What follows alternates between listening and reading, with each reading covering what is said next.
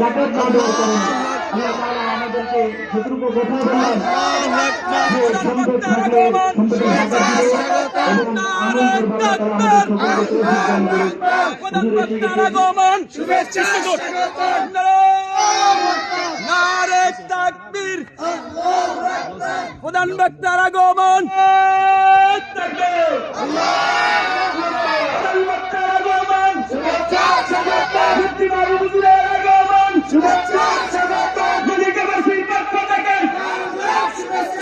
إن الحمد لله نحمده ونستعينه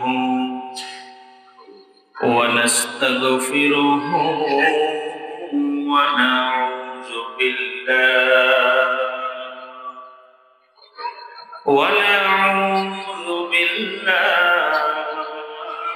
من شرور أنفسنا ومن سيئات أعمالنا من يهده الله فلا مضل له ومن يضلله فلا هادي له أرسله بالحق بشيرا ونذيرا وداعيا إلى الله بإذنه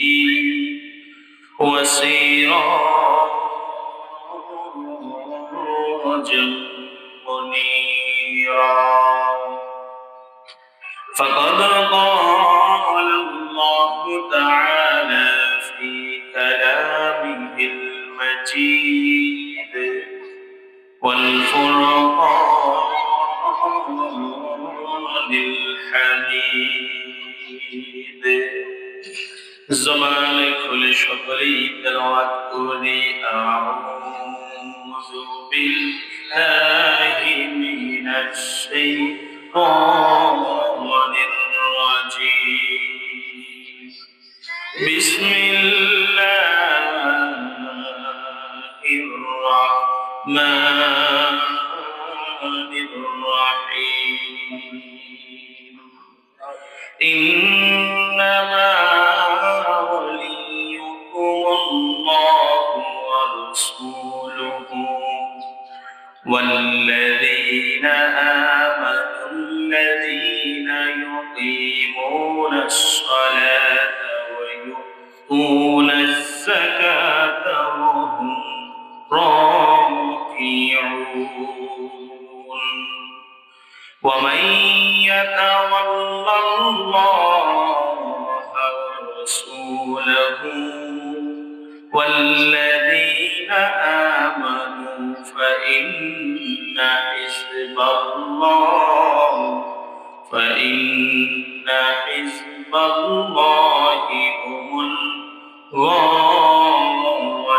الغالبون صدق الله العظيم وصدق رسوله النبي الكريم ونحن ذلك من الشاهدين والحمد لله رب العالمين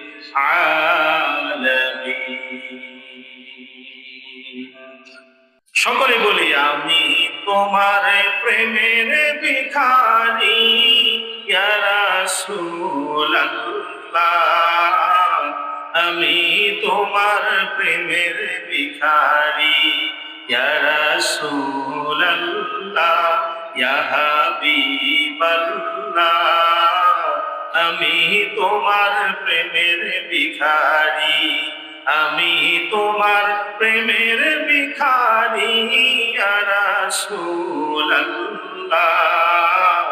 আমি তোমার প্রেমের ভিখারি আলহামদুলিল্লাহ বড়মানিকা খানকায়ে আহমদিয়া দারুল কুরআন মাদ্রাসা ও এলাকাবাসীর উদ্যোগে 3 দিন ব্যাপী 18তম বার্ষিক তাফসীরুল কোরআন মাহফিলের আজকে দ্বিতীয় দিন, আগামীকাল তৃতীয় দিন 21শে ফেব্রুয়ারি আপনাদের মাঝে শুভ আগমন করিবেন জোনপুর দরবারের জোনপুর বংশধর খানদান আলহাজ হযরত মাওলানা আহমদ ওসামা সিদ্দিকী দামাত বরকাতুহু আলিয়া।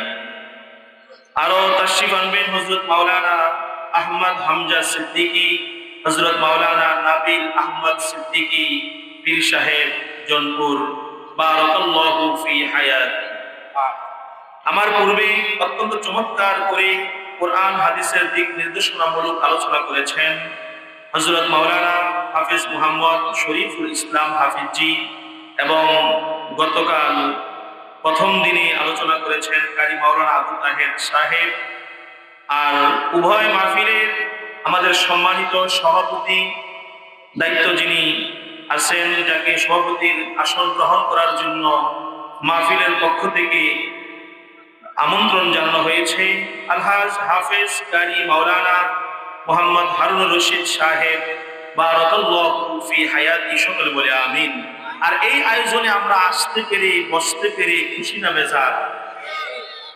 আমি যখন একটু কথা বলবো, বেশি কথা হবে না, অল্প সময় অল্প কথা, আপনাদেরকে বেশি কষ্ট দিব না, যেহেতু গতকালও কষ্ট করেছেন, আবার আগামীকালও কষ্ট করবেন। তা আমরা কোরআন হাদিসের জন্য, নবীর প্রেমের জন্য একটু কষ্ট করতে রাজি আছি ইনশাআল্লাহ। যখনই আপনাদেরকে একটু ইশারা দেওয়া হবে, সুবহানাল্লাহ, আলহামদুলিল্লাহ, আল্লাহু আকবার বলতে পারবো তো ইনশাআল্লাহ? জায়গা মতো সুবহানাল্লাহ, আলহামদুলিল্লাহ, আল্লাহু আকবার বলতে পারলে লাভ না লস? আমার বাড়ি হচ্ছে বাংলার প্রাচীন রাজধানী সোনারগাঁও, নারায়ণগঞ্জ সোনারগাঁও। আপনারা অনেকেই নাম শুনেছেন।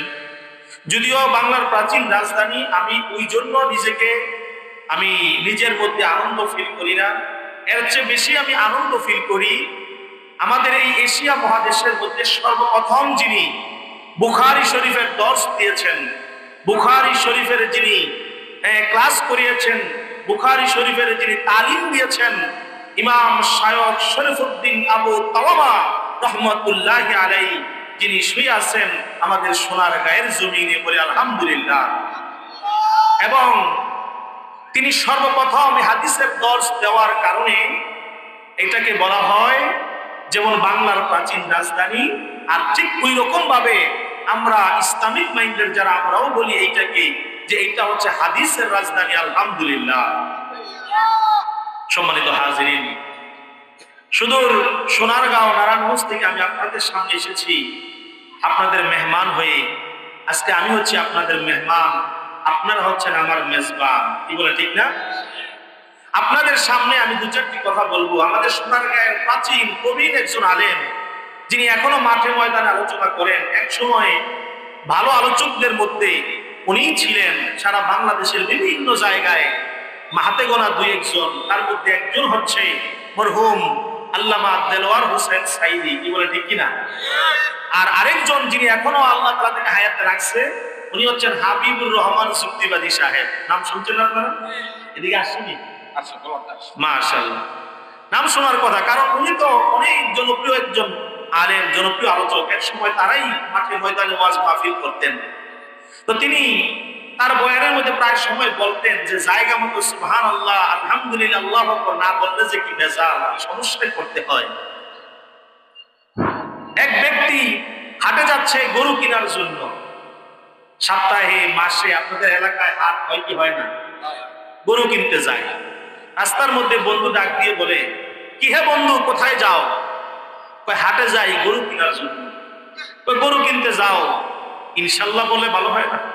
যে ইনশাআল্লাহ, আল্লাহ যদি রহমত দান করে, তৌফিক দান করে, একটা গরু কিনবো, বাছুর কিনবো, একটা বলদ কিনবো, এটাকে লালন পালন করে এইটার মাধ্যমে যেন আল্লাহ রিজিক দেয়। কথাটা এইভাবে বললে ভালো হয় না? লোকটা বলতেছে যে আমার পকেটের মধ্যে টাকা আছে, বাজারের মধ্যে গরু আছে, আমি ইনশাআল্লাহ বলবো কেন? এমন ঠেডা মার্কা কিছু লোক আছে না নাই? আছে না নাই? লোকটা বলতেছে আমার পকেটে টাকা আছে, বাজারে গরু আছে, আমি ইনশাআল্লাহ বলবো কেন? এই উত্তর দিয়ে চলে গেছে বাজারে গরু কেনার জন্য। তো গরু যখন ঘুরে ঘুরে দেখতেছে, তো বাজারে গরু ক্রেতা বিক্রেতা যেমন আছে, এর মাঝখানে 2 আঙ্গুল ঢুকিয়ে পকেট মার আছে না নাই? পকেটের যেই টাকা পয়সা ছিল সব নিয়ে নিছে। এখন গরু কিনতে গিয়ে পকেটে হাত দেয়, হাই কাম সারছে, টাকা তো একটাও নাই। মনের কষ্ট নিয়ে আবার বাড়ির দিকে রওনা দিছে খালি হাতে। ওই বন্ধুর সাথে রাস্তার মধ্যে দেখা, বন্ধু ডাক দিয়ে বলে, কি রে বন্ধু, গরু কোথায়? তুমি গরু কিনতে গেলা, গরু কোথায়? গরু কিনো নাই? ইনশাল্লাহ টাকা চুরি হয়ে গেছে, ইনশাল্লাহ গরু কিনতে পারি নাই, ইনশাল্লাহ এখন বাড়িতে চলে যাচ্ছি। তো বলেন তো এখন কি আর ইনশাল্লাহ বললে কোনো লাভ হবে? তো জায়গা মতো সুবহানাল্লাহ আলহামদুলিল্লাহ বলতে পারবো তো ইনশাল্লাহ? আমাদের মালিককে একটা জমানো বন্ধ রাখবেন না। আমাদের মালিককে, আমাদের বাঁচাইকে, আমাদের মালিককে। এই দুনিয়ার মধ্যে সেকেন্ডে সেকেন্ডে আমরা যে শ্বাস নিয়ে জীবিত আছি, এই আমাদের শ্বাস প্রশ্বাস অক্সিজেন দিয়ে আমাদেরকে স্বাবলম্বী করে আজকের এই বেহেশতের বাগানে বসার তৌফিক দান করেছেন কে? দুনিয়াটা অনেক লম্বা না ছোট? অনেক লম্বা না ছোট? ছোট, একেবারে ছোট, একেবারে ক্ষুদ্র। আজকে বেহেশতের বাগান এত সুন্দর আয়োজন করা হয়েছে। 3 দিন ব্যাপী তাফসীরুল কোরআন মাহফিল, আলোচকরা আলোচনা করবে, তাফসীর করবে, কোরআন হাদিসের বয়ান করবে। যখন এসে দেখবে যে মাঠের এই পরিস্থিতি, তখন তো প্রত্যেকটা আলোচকই, যখন আপনারা স্ট্রং থাকেন, শক্তিশালী থাকেন, তখন আলোচকরাও শক্তিশালী হয়ে যায়। এই জন্য আলোচকদের চাইতে আপনাদের দাম বেশি। কি বলেন, ঠিক না? এখন বলতে পারেন যে হুজুর কিভাবে হইল? আপনার দি কত দাম, আপনার রিসিভ করে নিয়ে আসলো, আপনারে ফুল সিটিয়ে আজকে যে মাওলানা মোহাম্মদ আলী সাহেব এবং তাদের তার ভাই, তার ভগ্নিপতি সহ আত্মীয় স্বজন সকলে মিলে, আমাদের সভাপতি সাহেব সহ হাফেজ আল আমিন সাহেব সহ, তারা যে সংবর্ধনা দিয়ে আমাকে নিয়ে আসলো। বলতে পারেন যে হুজুর তারা আপনাকে এত সুন্দর সংবর্ধনা নিয়ে আসলো, সোফার মধ্যে বসতে নিল, আপনার পিছনে বাতাস করতেছে, আর আমাদেরকে নিচে বসায় রাখছে। এইটারও একটা যুক্তি আছে। আমরা যখন 10 কেজি 20 কেজি ওজন মাপি, এখন তো ডিজিটাল স্কেল, আগে যখন পাল্লা বাটকেরা ছিল, 5 কেজি ওজনের বাটকেরাটা নিচে দেয় না উপরে দেয়? নিচে 5 কেজি নিচে, এরপরে 2 কেজি, এরপরে 1 কেজি, এরপরে আধা কেজি, এরপরে 250 গ্রাম। কি বলে, ঠিক কিনা? 250 গ্রাম কি কখনো নিচে দেয়? দেয় না। তার মানে নিচে থাকলেই কখনো দাম কমে যায় না। 5 কেজি ওজনের বাটখারা পাল্লার নিচে যদি থাকে, তার দাম যেমন কমে না, তার দাম হচ্ছে সর্বোচ্চ। ঠিক তেমনি ভাবে কোরআনের মাহফিলে, হাদিসের মাহফিলে, বেহেশতের বাগানে আপনারা বসেছেন, এসেছেন, যতটুকু সময় থাকবেন ততটুকু সময় আল্লাহর কাছে আপনারা সবচাইতে দামি ব্যক্তি। সুবহানাল্লাহ। সম্মানিত হাজিরিন, দুনিয়াটা একেবারে ক্ষণিকের সামান্য সময়ের। শুরুতেই আমি আপনাদের সামনে একটা উদাহরণ টেনে আনি। জগতের মধ্যে একজন বাদশা ছিল, যেই বাদশা অনেক সাম্রাজ্য, অনেক আধিপত্য, অনেক ক্ষমতার মালিক একজন বাদশা। ওই বাদশার দরবারে মাঝে মাঝে আসা যাওয়া করত একজন পাগল। আসা যাওয়া করতো কি? একজন পাগল। ওই পাগল যখন বাদশার দরবারে আসা যাওয়া করতো, আসা যাওয়া করতো, আসা যাওয়া করতো, হঠাৎ বাদশার সঙ্গে পাগলের দেখা সাক্ষাৎ বন্ধ হয়ে গেছে। পাগল চিন্তা করে, কিভাবে আমি বাদশা নামদারের সঙ্গে দেখা করব, কিভাবে আমি বাদশার কাছে যাব? বাদশা দুনিয়া নিয়ে মত্ত হয়ে আছে, দুনিয়া নিয়ে মাতোয়ারা হয়ে আছে।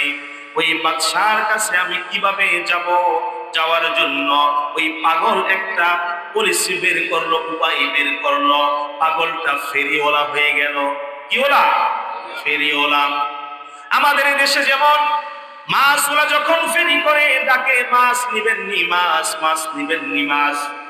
যখন লেসফিতা ফেরি করে আপনাকে আমাকে ডাকে লেসফিতা, লেসফিতা বলেন। যখন তয় তরকারি বিভিন্ন জিনিসগুলো যখন ফেরি করে, ফেরি করার সময় আপনাদেরকে ওই জিনিসগুলোর নাম ধরে ডাকে।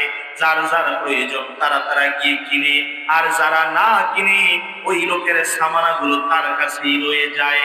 ঠিক না? দোকানদারের মাল সামানা দোকানদারের কাছে থেকে যায়। পাগল বিরাট বড় একটা বরফের টুকরা নিয়ে বাদশার বাড়ির চতুর্দিকে ঘুরে ডাক দিয়ে বলে, হে মানব সকল, আমার কাছে একটা সদাই আছে, কেউ কিনবা নাকি? কিনবা নাকি? তাড়াতাড়ি জলদি করে কিনো। এটা এমন একটা সদাই, এমন একটা সদাই, এই সদাই যদি তুমি কিনো তাহলেও শেষ হয়ে যাবে, আর যদি না কিনো তাহলেও শেষ হয়ে যাবে, ঠিক কিনা? বরফের টুকরাটা মাথার মধ্যে করে নিলাম, চতুর্দিকে বাদশার বাড়ির দিকে ঘুরে আর জোরে জোরে ডাকে, যেন কথার আওয়াজটা বাদশার কানের দিকে যায়। ঘুরে আর বলে, আমার মাথার মধ্যে তোমাদের এই জন্য আমি এমন একটা জিনিস এনেছি, এমন একটা বস্তু এনেছি, এইটা কিনলেও শেষ হয়ে যাবে, না কিনলেও শেষ হয়ে যাবে। কিছুক্ষণ পরে যখন বাদশার কানে খবরটা গেল, বাদশাহ বলল, কে রে বাহিরে এরকম ফেরি করে ডাকতেছে, কি এমন জিনিস যেটা কিনলেও শেষ হয়ে যাবে, না কিনলেও শেষ হয়ে যাবে?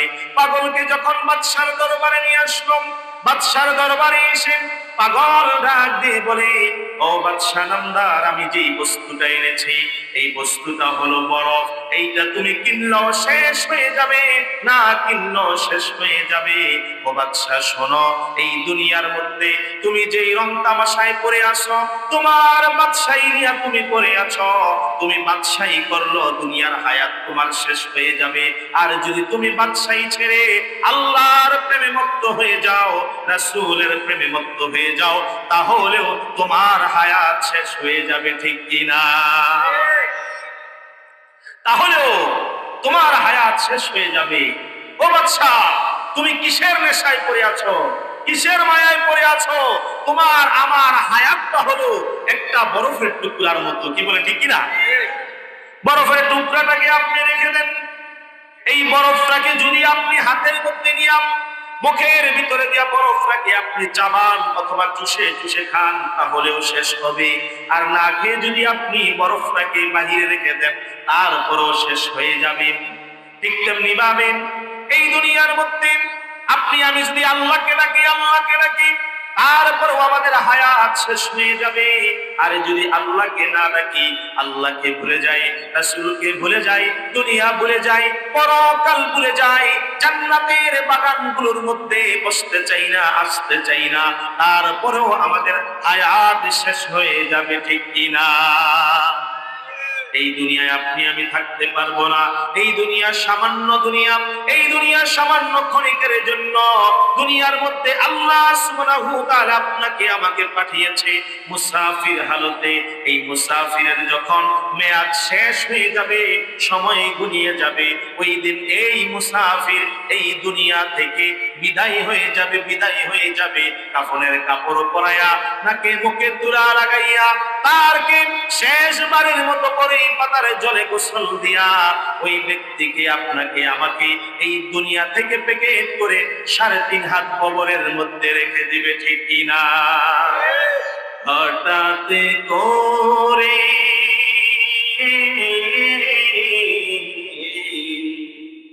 হঠাৎ করে শুনবি একদিন আমার মৃত্যুর খবর, কেঁদে কেঁদে আসবে সবাই, কেঁদে কেঁদে আসবে সবাই, দিতে আমায় কবর, দিতে আমায় কবর, ঠিক কিনা? আত্মীয় স্বজন, বন্ধু বান্ধব সবাই চলে আসবে। মসজিদের মাইকে শেষবার মতো এলান হয়ে যাবে, অমুকের সন্তান অমুক এতটার সময় দুনিয়া থেকে বিদায় নিয়েছে। প্রত্যেকটি মানুষ যার যার কর্মস্থলে দাঁড়িয়ে অবাক হয়ে যাবে, আরে লোকটার সঙ্গে কিছুক্ষণ আগে না কথা বলো না, হয় কি হয় না? আরে একটু আগে আমরা একসাথে দোকানে বাজারে বৈশাখ চা খাইলাম, কালকে আমার সঙ্গে জমিনের মধ্যে দেখা হয়েছে, একসাথে ধান কাটলাম, চাষাবাদ করলাম, ক্ষেতের মধ্যে কত গল্প গুজব করলাম। আরে মাইকে এলান হচ্ছে লোকটা মারা গেল, মনের মধ্যে এইরকম একটা চেতনা আমাদের হয় কি হয় না? ওরে এই কাদাতে লাভ হবে না, এই কাদাতে লাভ হবে না, ভয়ঙ্কর বড় ওই কবর। এই দুনিয়া পরীক্ষার হল, থাকতে পারবি না রে মন, ঠিক কিনা? পরীক্ষার হলের মধ্যে এক একজন ছাত্র ছাত্রীকে 2 ঘন্টা 2.5 ঘন্টা সর্বোচ্চ 3 ঘন্টা সময় বেঁধে দেওয়া হয়। যদি বলে স্যার আপনি আমার বাপ লাগে 1 মিনিট বাড়ায় দেন, স্যার কি দিবে? দিবে? মাওলানা হাফেজ আলামিন সাহেব ছাত্রদেরকে যখন পরীক্ষা নেয়, তারও একটা নির্ধারিত সময় থাকে। আমার 15 জন 30 জন 40 জন ছাত্রকে আমি এতগুলো আয়াত এতগুলো প্রশ্ন করব, এই প্রশ্নগুলো করার জন্য আমার এক একটা ছাত্রর পিছনে আমি 5 মিনিট 3 মিনিট করে ব্যয় করব, এর বেশি করা যাবে না। কারণ একজন ছাত্রর হক আরেকজনের কাছে দেওয়া যাবে না। এই চিন্তা করে দুনিয়ার মধ্যে আপনি আমি বুঝি, দুনিয়ার বেলায় আপনি আমি জানি, দুনিয়ার বেলায় আপনি আমি সব বুঝি, পরকালের বেলায় কেন বুঝি না? দুনিয়ার মধ্যে আল্লাহ আমাদেরকে পাঠিয়েছেন পরীক্ষার হল। দুনিয়াটা একটা পরীক্ষার কেন্দ্র। এখান থেকে আপনি যত ভালো করে পরীক্ষা দিয়ে যাবেন, যত ভালো রেজাল্ট নিয়ে আপনি যেতে পারবেন, যেই দিন ফলাফল প্রকাশ হয়ে যাবে মালিক ইয়াউমিদ্দিন, বিচার দিবসের দিনে, যেই দিন আমার আল্লাহ একজন থাকবে বিচারক, আপনি ওই দিন আসামি হয়ে গেলে উচ্চ আদালতে আপিল করার কোনো সুযোগ থাকবে না, ঠিক কি না? দুনিয়ার জজ কোর্টের মধ্যে যখন মামলায় আসামি হয়ে যান, আপনি উচ্চ আদালতে ঢাকা চলে যান, সুপ্রিম কোর্টে হাই কোর্টে গিয়ে আপনি আবার আপিল করেন যে আমি তো এই দোষে দোষী না, আমাকে কেন দোষী বানানো হলো। কিন্তু আখিরাতের ময়দানে কঠিন হাসরের দিনে এক আল্লাহ যখন আপনার আবার বিচার করবে, আসামির কাঠগড়ায় দাঁড়াবে, ওই দিন আপিল করার কোনো সুযোগ থাকবে না। ওই দিন এমন কোনো সুযোগ থাকবে না, ও আল্লাহ আপনি যেই বিচার করছেন এই বিচার মানি না, আমরা আরেক আল্লাহর কাছে যাব, এমন সুযোগ আছে নাকি? আছে? এই ভোলাবাসীর জন্য কি আছে নাকি? আওয়ামী লীগ বিএনপি জামাত ইসলাম কোন দলের জন্য আছে নাকি? বিশ্বের যত পাওয়ারফুল লোক হোক না কেন, আমেরিকার ডোনাল্ড ট্রাম্প থেকে শুরু করে বাংলার রাষ্ট্রপতি ফকির মিসকিন মেতর যার কথাই বলেন না কেন, আল্লাহর কাছে কোনো নেতার দাম নাই, আল্লাহর কাছে কোনো পাওয়ারের দাম নাই, সুপার পাওয়ার কামান বিমান অস্ত্র এগুলোর কোনো দাম নাই, কোনো মিসাইলের দাম নাই, কোন দেশ কত শক্তিশালী, কোন ব্যক্তি কত ক্ষমতাবান, আল্লাহর কাছে এগুলোর বিন্দু পরিমাণ কোনো দাম নাই। ওই দিন আল্লাহর কাছে দাম হবে বান্দার নেক আমল, ঠিক কিনা? বান্দা তুমি যদি নেক আমল করতে চাও, তুমি যদি নেক আমল করে তোমার মিজানের পাল্লাকে নেকি দিয়ে তুমি যদি ভরপুর করে দিতে চাও, পরকালে বান্দা তুমি যদি অতি সহজে আল্লাহর জান্নাতের মধ্যে যেতে চাও, তাহলে 1 নম্বরে বন্ধু করতে হবে আল্লাহর সাথে। বলেন কার সাথে? কার সাথে? এটা কি আমার কথা? আমি নারায়ণগঞ্জ থেকে আসছি, ঢাকার সন্তান, এই জন্য আমি মুখ দিয়ে একটা বললেই কি হয়ে যাবে? আল্লাহ সুবহানাহু ওয়া তাআলা আপনাকে আমাকে জানিয়ে দিচ্ছেন, সূরাতুল মাইদার 55-56 আয়াতে কারিমা আমি আপনাদের সামনে তেলাওয়াত করেছি। যেহেতু আজকের মাহফিল হলো তাফসীরুল কোরআন মাহফিল। বলেন কি মাহফিল? তাফসীরুল কোরআন মাহফিল। যদিও আমাদের দেশের মধ্যে এখন তাফসীরুল কোরআন মাহফিল নাম চালিয়ে যত প্রকার আজগুবি কুজগুবি কিচ্ছা কাহিনী বলে, কোরআনের আয়াত হাদিসের ব্যাখ্যা বাদ দিয়ে মুখ ভরা মতো নাচানাচি করে এরপরে মাহফিল শেষ করা হয়, এমন আছে না নাই? আছে না নাই? একদল লাফাইতে লাফাইতে ওঠে বাসের উপরে, আরেক দল লাফাইতে লাফাইতে ওঠে বক্তার উপরে, আছে না নাই? রাগ করলেন? রাগ করলেন? এগুলো করা যাবে? এগুলো কি জিকিরের শিক্ষা? জিকির কাকে স্মরণ করা? আল্লাহকে স্মরণ করা। আপনি আল্লাহকে এমন ভাবে স্মরণ করবেন, আপনার জবান দিয়ে বলবেন সুবহানাল্লাহ সুবহানাল্লাহ, আপনার দিলে দিলে থাকবে এই জগতের মধ্যে সবচাইতে পবিত্র, সবচাইতে শ্রেষ্ঠ একজন তিনি কে? আপনার জবান দিয়ে বলবেন আলহামদুলিল্লাহ আলহামদুলিল্লাহ আলহামদুলিল্লাহ। অন্তরে আপনার একদিন রাখতে হবে, অন্তরে আরেকটা কথা বাজাইতে হবে। ওই কথা হলো আমার সমস্ত শুকরিয়া, আমার সমস্ত কৃতজ্ঞতা, আমার জীবনের সব কিছু একেবারে আমি নত করে দিলাম আল্লাহর জন্য। আমার সমস্ত কৃতজ্ঞতা একজনের জন্য, তিনি কে? আল্লাহ। ওই আল্লাহর সাথে আমরা বন্ধুত্ব করতে চাই কি চাই না? যেহেতু সময় কম, আবার আপনারাও ক্লান্ত, অতএব আমি সংক্ষিপ্তভাবে আলোচনা গুছিয়ে নেওয়ার চেষ্টা করব ইনশাআল্লাহ। শেষ পর্যন্ত থাকবেন তো ইনশাআল্লাহ? আল্লাহ তাআলা কবুল করুক, বলে আমিন। সূরাতুল মাইদার 55 নং আয়াতে আল্লাহ সুবহানাহু ওয়া তাআলা আমাদেরকে জানিয়ে দিচ্ছেন, ইন্নামা ওয়ালিয়ুকুমুল্লাহ। ও বান্দা, জগতের মধ্যে যদি তোমার বন্ধুত্ব করতে হয় তাহলে এক নম্বরে বন্ধুত্ব করবে কার সাথে? কার সাথে? এক নম্বরে আল্লাহর সাথে বন্ধুত্ব করবে। আল্লাহর সাথে বন্ধুত্ব করার জন্য, আল্লাহর সঙ্গে বন্ধুত্বের কানেকশন লাগানোর জন্য কিছু মাধ্যম আছে, কিছু উপায় আছে। বলবো? এখন বললাম যে আল্লাহর সাথে বন্ধুত্ব করবেন। এখন আপনি আল্লাহর সাথে কিভাবে বন্ধুত্ব করবেন? কি কি কাজের মাধ্যমে আল্লাহ খুশি হয়? আল্লাহ বান্দাকে বন্ধু বানিয়ে নেয়, ওলি বানিয়ে নেয়, বান্দাকে আপন বানিয়ে নেয়। এগুলো জানার দরকার আছে না নাই?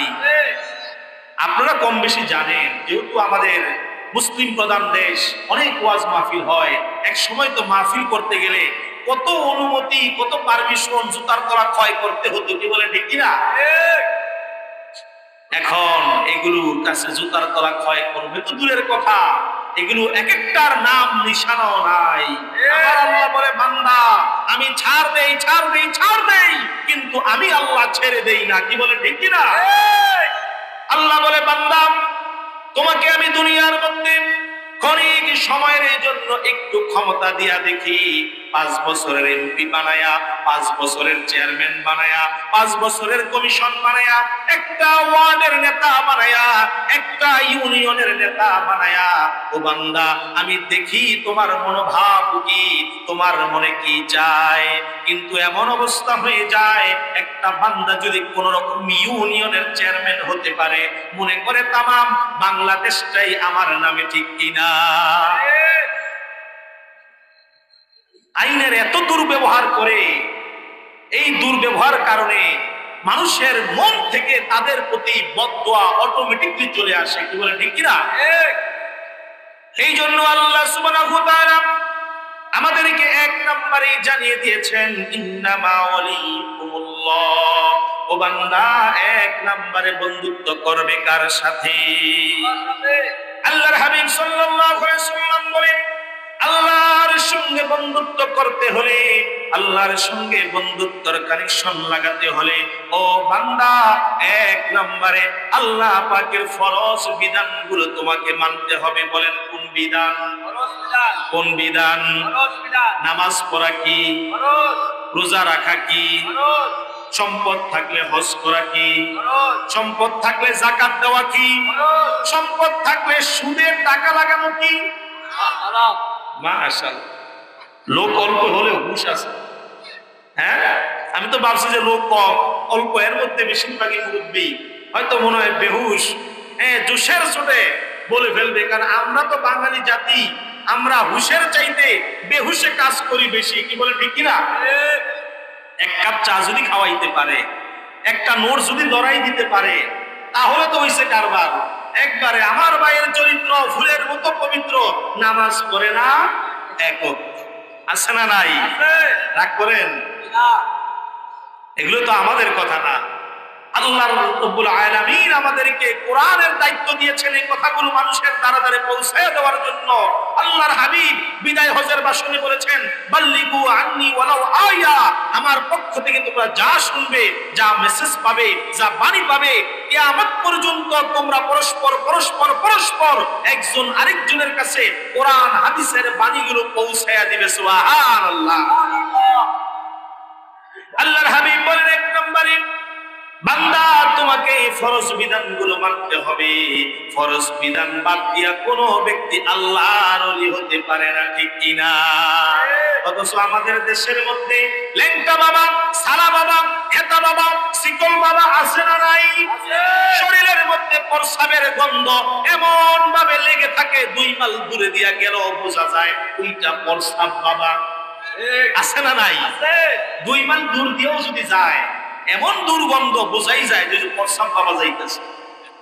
চুলের মধ্যে জন, শরীরের মধ্যে শিকল লাগায়া সিদ্ধি টানে আর বলে আল্লাহর ধ্যান করে, আর বলে পীরের ধ্যান করে, বাবার ধ্যান করে। আছে না নাই? এগুলো করে কখনো আল্লাহকে পাওয়া যায় না, আল্লাহকে পাওয়া যায় না। আল্লাহকে পাওয়ার জন্য, আল্লাহর সঙ্গে দেখা করার জন্য এই পৃথিবীর মধ্যে কোন নবী রাসূলের পক্ষে সম্ভব হয় নাই একজন ব্যতীত, তিনি হলেন আপনার আমার রাসূল মুহাম্মদ রাসূলুল্লাহ সাল্লাল্লাহু আলাইহি ওয়াসাল্লাম। ঠিক কি না? মেরাজের রাতে আল্লাহর হাবিব আল্লাহর সঙ্গে দেখা করতে গেলেন। আল্লাহ কোরআনে বলে দিলেন, সুবহানাল্লাযী আসরা বিআবদিহি লাইলাম মিনাল মাসজিদিল হারাম ইলাল মাসজিদিল আকসা। এখানে আল্লাহ সুবহান শব্দটা ব্যবহার করেছেন কেন? কারণ আল্লাহর হাবিব আল্লাহর সঙ্গে দেখা করতে যাচ্ছে, আর আল্লাহ হলেন সুবহান। বলেন আল্লাহ কি? আল্লাহ কি? সুবহান। এই জন্য বান্দা সুবহান পবিত্র, আল্লাহর পবিত্রতার ঘোষণা আল্লাহ দিতেছে। ও বান্দা শোনো, দুনিয়ার মধ্যে তুমিও পবিত্র হয়ে আল্লাহকে পাবে, অপবিত্র হয়ে আল্লাহকে পাবে না। এক নম্বরে পবিত্র হয়ে ফ্রেশ হয়ে পবিত্র পরিচ্ছন্ন কাপড় চোপড় পরিধান করে সময় মতো 5 ওয়াক্ত নামাজ, সময় মতো রমজান মাসের রোজা, সময় মতো টাকা হয়ে গেলে আল্লাহর ঘর তাওয়াফ করার জন্য, আবার টাকা হয়ে গেলে আল্লাহর রাস্তায় দান করার জন্য রাজি আছি কিনা? এগুলো হলো আল্লাহকে পাওয়ার মাধ্যম। আল্লাহকে পাওয়ার মাধ্যম 1 নম্বরে ফরজ বিধান। বলেন 1 নম্বরে কি? ফরজ বিধান। 2 নম্বরে জগতের মধ্যে আপনি যত হক্কানি আল্লাহর ওলি দেখবেন, হক্কানি পীর মাশায়েখ দেখবেন, প্রত্যেকেই নফল ইবাদত করে আল্লাহর ওলি হয়েছে। সুবহানাল্লাহ। ফরজ ইবাদত করে কেউ আল্লাহর ওলি হয় নাই।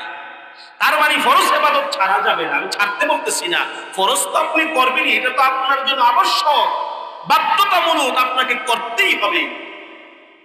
বর্তমানে এই মাহফিলের মধ্যে আমি হচ্ছি দাওয়াতি মেহমান, আমাকে তারা দাওয়াত করেছেন, এই মাহফিলে আমার আসতেই হবে, ঠিক কি না? আপনারাও দাওয়াতি মেহমান, কিন্তু আপনারা যদি বলেন হুজুর আলোচনা ভালো লাগে না, হুজুরে হাসাইতে পারে না, কাঁদাইতে পারে না, নাচাইতে পারে না, এখন তো এগুলো চলে বেশি, ঠিক না? যে কোন বক্তা নাচাইতে পারে, কোন বক্তার কণ্ঠ কেমন, কোন বক্তা হাসাইতে পারে, এখন এগুলোই চলে বেশি। অথচ ওয়াজ মাহফিল গুলো হচ্ছে তালিম, নসিহত। আজকে ওয়াজকে আমরা বানিয়ে নিয়েছি আওয়াজ। ওয়াজকে বানাইছে কি? আওয়াজ। আওয়াজটা কানে আসলে শুনতে ভালো লাগে, এতটুকুই। কিন্তু ওয়াজ শব্দের অর্থ হচ্ছে নসিহত, উপদেশ নিয়ে বাড়িতে যাব, নসিহত শুনে নিজেকে পরিবর্তন করব, এই নিয়তে এখন মাহফিলে আসার লোক খুবই কম। কি বলে, ঠিক কিনা? তবে এখানে যারা আছেন আমার মন সাক্ষী দেয়, আলহামদুলিল্লাহ, এখানে প্রত্যেকেই নসিহত নেওয়ার জন্য, কোরআন হাদিস থেকে আমল নেওয়ার জন্য আপনারা বসেছেন। কি বলে, ঠিক কিনা? কোরআন হাদিস থেকে আমরা আমল নিতে চাই ইনশাআল্লাহ। আল্লাহ তাআলা কবুল করুক বলে আমিন। যে কথা বলতেছিলাম, পৃথিবীর মধ্যে কোন ব্যক্তি আল্লাহর ওলি শুধু ফরজ ইবাদত দিয়ে হতে পারবে না। আল্লাহকে পেতে হলে 2 নম্বরে বান্দার নফল ইবাদত লাগবে। কি ইবাদত? নফল ইবাদতের মধ্যে 1 নম্বর আল্লাহর হাবিবের শানে আল্লাহ সুবহানাহু ওয়া তাআলা কোরআনুল কারীমের মধ্যে আয়াত নাযিল করে দিলেন। আল্লাহ তাআলা বলেন, ومن الليل فتهجد به نافلة لك عسى أن يبعثك ربك مقاما محمودا سبحان الله ومن الليل فتهجد به হে রাসূল আপনি আর শুয়ে থাকবেন না, আপনি আর ঘুমাবেন না, আপনি আর আরাম করবেন না, উঠে যান উঠে যান উঠে যান, রাত্রি নিশীথে আপনি অতিরিক্ত ইবাদত করেন, অতিরিক্ত নামাজ পড়েন, আল্লাহর কাছে দুই হাত তুলে অতিরিক্ত কিছু কাজ করেন। এগুলো মাকাম মাহমুদা, এগুলো আপনার সম্মানকে সর্বোচ্চ স্থানে তুলে দিবে। সুবহানাল্লাহ। তাহাজ্জুদ নামাজ নফল ইবাদতের মধ্যে, নফল নামাজের মধ্যে সর্বোত্তম নামাজ হচ্ছে তাহাজ্জুদের নামাজ। আমরা তো তাহাজ্জুদের নামাজ ভুলে গেছি।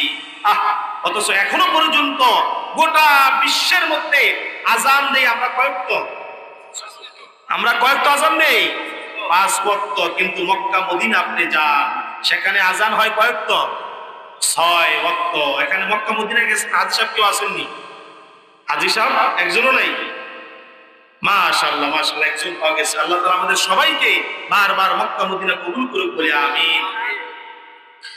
গোটা পৃথিবীর সমস্ত মসজিদগুলোর মধ্যে আযান হয় 5 ওয়াক্ত, কিন্তু মসজিদুল হারাম, মসজিদে নববী, দুইটি মসজিদের মধ্যে আযান হয় 6 ওয়াক্ত। কেন? আল্লাহর হাবিব তাহাজ্জুদ নামাজের ব্যাপারে সাহাবীদেরকে তাকিদ দিতেন আর বলতেন, ও সাহাবী শোনো, আল্লাহ সুবহানাহু ওয়া তাআলা তাহাজ্জুদের ব্যাপারে আমাকে এত বলে এত বলে এত বলে, না জানি তাহাজ্জুদ নামাজটাকে ফরজ করে দেয়। ফরজ করে দিলে বান্দার কষ্ট হয়ে যাবে, বান্দা তো ফজরের নামাজই পড়তে পারে না। আর যদি তাহাজ্জুদের নামাজ ফরজ থাকতো তাহলে বান্দা জীবনে বছরে একদিনও তাহাজ্জুদ পড়তে পারতো না, ঠিক কিনা? আল্লাহর হাবিব সেই তাহাজ্জুদের নামাজের তাকিদ দিয়েছেন, ওই তাহাজ্জুদের সিলসিলা এখনো মক্কা মদিনায় ধরে রেখেছেন।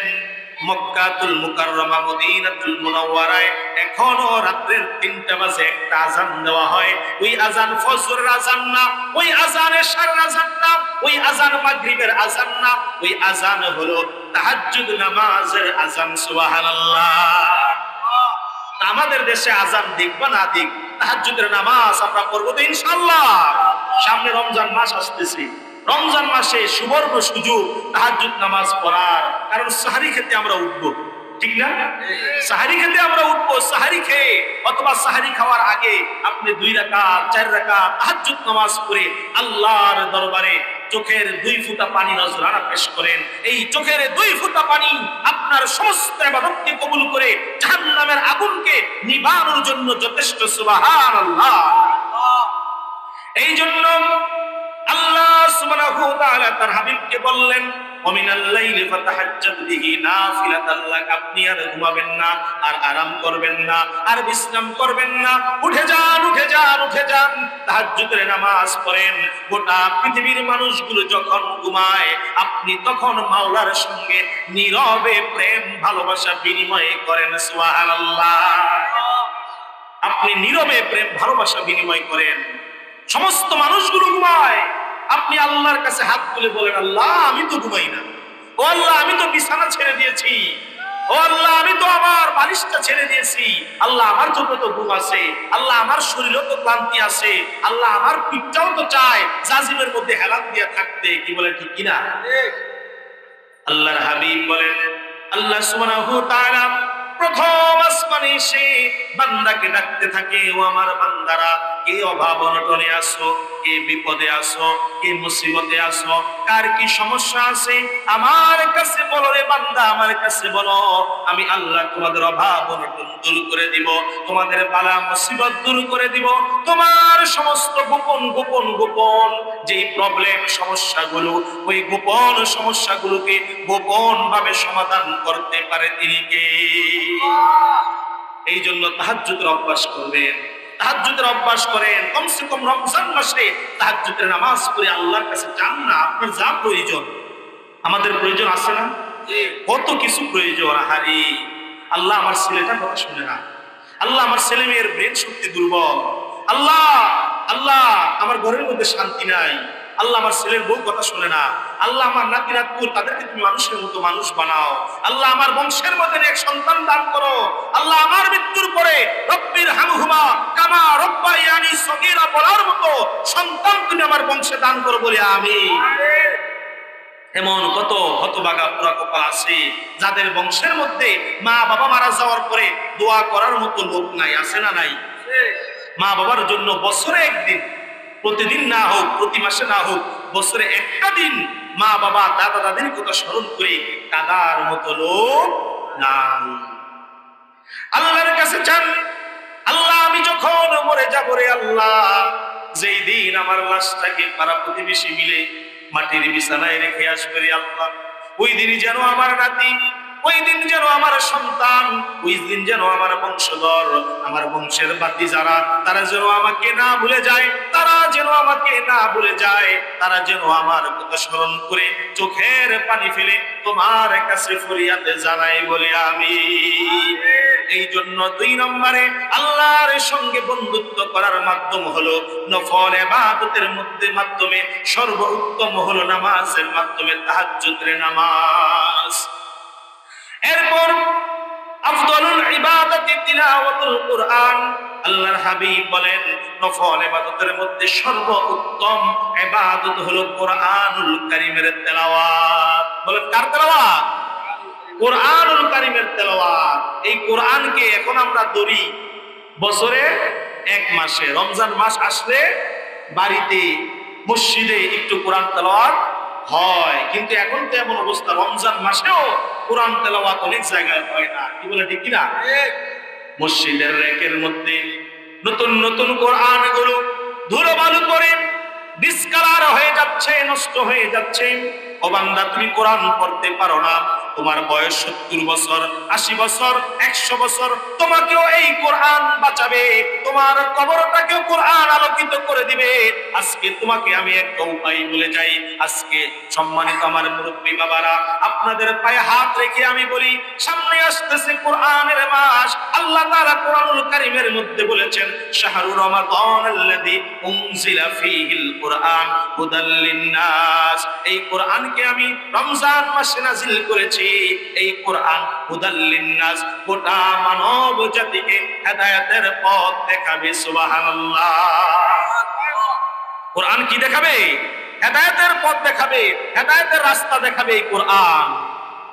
আপনি আমি কোরআন পড়তে পারি না, কোরআন পড়া শিখি নাই। আপনি আমি যদি মসজিদের মধ্যে গিয়া কোরআনটাকে হাতে নিয়া, চাদর দিয়া, টিস্যু দিয়া, শরীরের জামা দিয়া কোরআনটাকে সুন্দরভাবে পরিষ্কার করে পরিচ্ছন্ন করে কোরআনটাকে চুমু দিয়া চোখের মধ্যে লাগাইয়া বুকের মধ্যে 2টা মিনিট ধরে যদি বলি আল্লাহ, আল্লাহ রে, আমি তো কোরআন পড়া শিখতে পারি নাই। মা বাবা কত বলছে মক্তবে যাইতে যাই নাই, কত বলছে মাদ্রাসায় যাইতে, ও আল্লাহ মাদ্রাসায় যাই নাই। ও আমার আল্লাহ, ও আমার আল্লাহ, ও আমার আল্লাহ, তোমার কাছে আমি ফরিয়াদ জানাই রে আমার আল্লাহ। আজকে কোরআনের ভালোবাসা, কোরআনের মুহাব্বত, যতটুকু কোরআনকে আমি মুহাব্বত করেছি রে আল্লাহ, এই কোরআনের মুহাব্বতে, কোরআনের ভালোবাসায় আমার কবরটাকে আলোকিত করে দিও। সুবহানাল্লাহ। আল্লাহ পারে কি পারে না? আল্লাহ পারে কি পারে না? এই কোরআন আমাদের কবরকে আলোকিত করতে পারে কি পারে না? কোরআন আপনার আমার কবরকে আলোকিত করে দিবেন। কোরআনের পৃষ্ঠাগুলো খুলে একটু দেখেন, পৃষ্ঠাগুলোর মধ্যে হাত বুলান, হাত বুলান, আর মনে মনে একটু অনুতপ্ত হন, আরে যদি কোরআন পড়তে পারতাম। বৃদ্ধ বয়সে আমার সময় কাটে না, এখন আমি সময় কাটাই চায়ের দোকানে, এখন আমি সময় কাটাই টেলিভিশন দেখে, এখন আমি সময় কাটাই রাস্তায় রাস্তায় মানুষের সঙ্গে গল্প গুজব করে। যদি কোরআনটাকে শিখতাম, অন্তত পক্ষে শেষ বয়সে মসজিদের বারান্দায় বসে বসে কোরআনের তেলাওয়াত করে জীবন কাটাইতাম। ঠিক কিনা? এই জন্য কোরআনকে পড়ো, কোরআনকে বুঝো, কোরআনকে মানো, সন্তানকে মাদ্রাসায় দাও। আজকে এই যে আহমদিয়া দারুল কোরআন মাদ্রাসা, এই মাদ্রাসাগুলো অত্র এলাকায় আমি দেখলাম অনেক অনেক মাদ্রাসা। এই মাদ্রাসাগুলো আমাদের জন্য রহমত, ঠিক কিনা? এগুলো আমাদের জন্য রহমত। আপনি আমি সুবে সাদিকে ঘুমাই, মাদ্রাসার মধ্যে একটু কানটা লাগাইয়া দেখেন, ছোট ছোট ছোট ছোট নাবালেগ শিশুরা যাদের উপরে এখনো শরীয়তের বিধান কায়েম হয় নাই, এই ছোট্ট শিশুগুলো আল্লাহ পাকের কোরআনুল কারীম খুলে মধুর সুরে তেলাওয়াত করতেছে, আলিফ লাম মিম যালিকাল কিতাবু লা রাইবা ফীহি হুদাল লিল মুত্তাকিন। সুবহানাল্লাহ। কি বলেন, ঠিক না? যাদের উপরে এখনো শরীয়তের বিধান নাযিল হয় নাই, তারা আল্লাহর কালামে পাকের তেলাওয়াত করতেছে। এই জন্য মাদ্রাসাগুলোর মধ্যে সন্তানদেরকে দেন, সন্তানদেরকে মাদ্রাসার মধ্যে পাঠান। এক একজন সন্তান দুনিয়ার মধ্যে যখন আসে, তারা কেউ চায় না হাট্টিমা টিমটিম শিখতে, কেউ চায় না ইংলিশ মিডিয়ামে যেতে, কেউ চায় না দাঁড়ায়া প্রস্রাব করার শিক্ষা শিখতে। কি বলেন, ঠিক কিনা? সন্তান ডাক দিয়া বলে, মা গো আমি শিখব না আর হাট্টিমা টিম, মাদ্রাসাতে শিখবো আমি আলিফ লাম আর মিম। ঠিক না? আপনি আমি সন্তানকে নাস্তিক বানাই, আপনি আমি সন্তানকে দাঁড়ায়া প্রস্রাব করার শিক্ষা দেই, আপনি আমি সন্তানকে আলিফ লাম মিম শিক্ষা না দিয়া হাট্টিমা টিমের শিক্ষা দেই। এই জন্যই তো আজকে কোরআনের মাঠগুলো খালি। আজকের কোরআনের মাঠের মধ্যে আমাদের দরকার ছিল, আমার ঘরের মধ্যে ছেলে আছে, আমার ঘরের মধ্যে নাতি আছে, আমার ঘরের মধ্যে ভাই আছে, তাফসীরুল কোরআন মাহফিল হবে, একজন ঘরের মধ্যে থাকতে পারবে না, পারবে না, পারবে না। প্রত্যেককেই তাফসীরুল কোরআন মাহফিলে যেতে হবে, ঠিক কিনা? কিন্তু আমার তো মনে হয় কথাটা আমি শুরুতেই বলতাম, কিন্তু বলি নাই। কেন বলি নাই জানেন? কারণ আমি কখনো আমার শ্রোতাদেরকে আমি ছোট করে দেখি না। অল্প হোক, দুইজন হোক, তাও তো সে কোরআনের মহাব্বতে বসছে। আমি প্রথমেই বলতাম যে আপনাদের এলাকায় এই কয়জন পুরুষ, এটা প্রশ্ন আসে কিনা? আমি যদি প্রশ্নটা করতাম বা আমার জায়গায় যেই বক্তাই হতো, এসে যদি দেখতো 3 দিন ব্যাপী, আবার হচ্ছে 18তম, মানে 18 বছর যাবত মাহফিলটা হচ্ছে, এত বিশাল বড় আয়োজন, আয়োজন দেখেই তো বোঝা যায় যেখানে লোক হয় বিদায় তো এত বড় ব্যবস্থা করা হয়েছে। আমি যদি বলতাম যেখানে এই কয়জনই পুরুষ, এই এলাকায় কি আর পুরুষ নাই, তাহলে এটা কি লজ্জা হতো নাকি সম্মান হতো? কি হতো? লজ্জা হতো। আমাদের ভিতরে একটু অনুতপ্ত হওয়া উচিত, একটু কষ্ট পাওয়া উচিত। আরে আমার ঘরে ছেলে আছে, আমার ছেলেটা কই? সে কেন বন্ধুদের সঙ্গে এখনো পর্যন্ত মোটর সাইকেলে ঘুরে জায়গায় জায়গায়? আমার ছেলে কেন এখনো বিভিন্ন জায়গায় থাকে? বাপ হয়ে আমি আমার সন্তানের প্রতি কি দায়িত্ব পালন করলাম? আমার ছেলের ঘরে নাতি, মেয়ের ঘরে নাতি, তারা কেন আজকে ঘুমায়? অত ছোটবেলা আমরা দেখতাম যখন আমরা ওয়াজ মাহফিলে যেতাম বাবার সাথে, দাদার সাথে, আমরা ওয়াজ মাহফিল গুলো শুনতে শুনতে শুনতে শুনতে ওই বিছানার মধ্যেই দাদার কোলে বাবার কোলে ঘুমাইয়ে যেতাম। কি বলে, ঠিক কিনা? আর এখন আমরা কেন পারি না আমার নাতিকে আনতে, আমার ছেলেকে আনতে, আমার মোলা মহল্লার পুরুষদেরকে আনতে? একটা পুরুষ করে থাকতে পারবা না, মহিলারা একজনও ঘুমাইতে পারবা না। এই মাহফিল গুলো প্রত্যেক দিন হবে না, প্রত্যেক মাসে হবে না, বৎসরে একবার হয়। এখানে বিভিন্ন আলেমরা আলোচনা করে, এক এক ফুলের এক এক রকম গ্রান, কার কথায় আল্লাহ কাকে পরিবর্তন করে, কার কথায় কে হেদায়েতের পথে চলে আসে, আমরা কেউ জানি না। কি বলে, ঠিক কিনা? এই জন্য মনোযোগ দিয়ে কথাগুলো শোনা উচিত আর আল্লাহর কাছে ফরিয়াদ করা উচিত, আল্লাহ আমাদের এই তাফসীরুল কোরআন মাহফিলকে কবুল করে এলাকার সমস্ত মানুষদেরকে এই মাহফিল মুখী আপনি বানায় দেন বলে আমিন। সম্মানিত হাজিরিন, কথা যত সংক্ষিপ্ত করতে চাই কথা আরো বড় হয়ে যায়, কারণ কথার নাম হলো লতা। ঠিক কিনা? কথার নাম লতা। আপনি এক কথা বলবেন, এইটার পিছনে কত কথা যে চলে আসবে। চায়ের দোকানে যখন বসেন, এক কাপ চা খাইতে সর্বোচ্চ সময় লাগে 1.5-2 মিনিট, মাত্র 5 টাকার চা। এই চা খাইতে খাইতে আপনি কয়েক রকমের কথা যে বলে ফেলি, কত ধরনের আলোচনা করে ফেলি। এই জন্য আমি বলি যে বর্তমানে চায়ের দোকানগুলো হলো সবচাইতে বড় সংসদ ভবন। ঠিক কিনা? চায়ের দোকানগুলো কি সবচেয়ে বড় সংসদ ভবন? শেখ হাসিনা কোন প্লেন দিয়ে পলাইছে, তারপরে আবার খালেদা জিয়ার কোন বিমান দিয়ে চিকিৎসা করতে নিছে, ডক্টর ইউনূস কত বছর দেশ চালাবে, জামাত ইসলাম ক্ষমতা আইসা পড়ছে, বিএনপি জায়গায় জায়গায় কি করতেছে, এগুলো সব চায়ের দোকানের মধ্যে আছে না নাই? অথচ আল্লাহর হাবিব বলেছেন দুনিয়ার মধ্যে সবচাইতে নিকৃষ্ট যেই জায়গা, ওই জায়গার টয়লেটকে বলে নাই, ডাস্টবিনকে বলে নাই, ওই জায়গা কোনো নোংরা নাপাক জায়গাকে বলে নাই, ওই জায়গা বলা হয়েছে বাজার। ঠিক না? কোন জায়গা? আপনার ঘরের টয়লেটও বলে নাই, বলছে বাজার হলো দুনিয়ার মধ্যে নিকৃষ্ট জায়গা, আর সবচেয়ে উৎকৃষ্ট উত্তম জায়গা হলো আল্লাহর ঘর মসজিদ। মানুষ এখন মসজিদে যেতে চায় না, আর বাজারে প্রয়োজন না হলেও ঘন্টার পর ঘন্টা থাকতে চাই কি চায় না? আল্লাহ আমাদের হেদায়েত দান করুক বলে আমিন। সম্মানিত হাজিরিন, এই জন্য বলি কথা হলো লতা, কথা যে বলতে বলতে কোথায় চলে যেতে হয়, আবার সেই কথা ফিরায়া আনতে হয়। এত কিছু বলতে গেলে অনেক লম্বা সময়, অনেক লম্বা আলোচনা। আর কিছুক্ষণ সময় আপনারা আসেন তো ইনশাল্লাহ, অল্প কিছুক্ষণের মধ্যে শেষ করে দিব নাকি? না, শ্রোতারা তো আছে আলহামদুলিল্লাহ। আমি তো শুরুতেই বলছি যে কয়জন আছে এদেরকে আল্লাহ তাআলা কবুল করছে, বলে আলহামদুলিল্লাহ। কারণ প্রত্যেকের চেহারার দিকে একটা যে আকর্ষণ, কথা শোনার জন্য, বোঝার জন্য, প্রত্যেকের এক একজন চেহারা মাশাআল্লাহ যে নুরানি চেহারা। এই জন্য আজকের আলোচনা, যদিও আমি এত দূর জার্নি করে এসেছি, গতকাল দিন রাত ঘুমাতে পারি নাই। কারণ একে তো মাহফিল আছেই, এরপরে আমার একটা হজ এজেন্সি আছে। আপনাদের দোয়ায় আমি গোলাম বছরে 2 একবার মক্কা মদিনা যাই, আল্লাহ তাআলা আমাকে নেয়, আমার সঙ্গে অনেক বড় কাফেলা নিয়ে আমি যাই। তো আগামী রবিবার আমার এক কাফেলা মক্কা মদিনার উদ্দেশ্যে রওনা হবে, সকলে বলে আমিন। তাদের সমস্ত কাগজপত্র ডকুমেন্ট যা আছে সবকিছু কমপ্লিট করে, যেহেতু আমি থাকতে পারবো না, আপনাদের এখানে আসি, এরপরে আবার শনিবারে যাবো ফেনী, এই বেগমগঞ্জ মাহফিল। তো সেই সুবাদে রবিবারে যেহেতু ফ্লাইট, তাদের কাগজপত্রগুলো কমপ্লিট করে কালকে এশার সময় বাড়িতে আসলাম। এশার সময় এসে যেই সাংসারিক কাজ আছে এগুলো শেষ করতে করতে রাত বেজে গেছে 1টা। শুয়ে আবার সকালবেলা 4টে বাজে রওনা দিয়ে সদরঘাট, 7:30 বাজে আপনাদের দোয়েল পাখি লঞ্চ 7:30টায়। আস্তে আস্তে সারাদিন এই রাস্তায় রাস্তায় রাস্তায়। তাহলে আপনাদের চাইতে আমি ক্লান্ত কম না বেশি?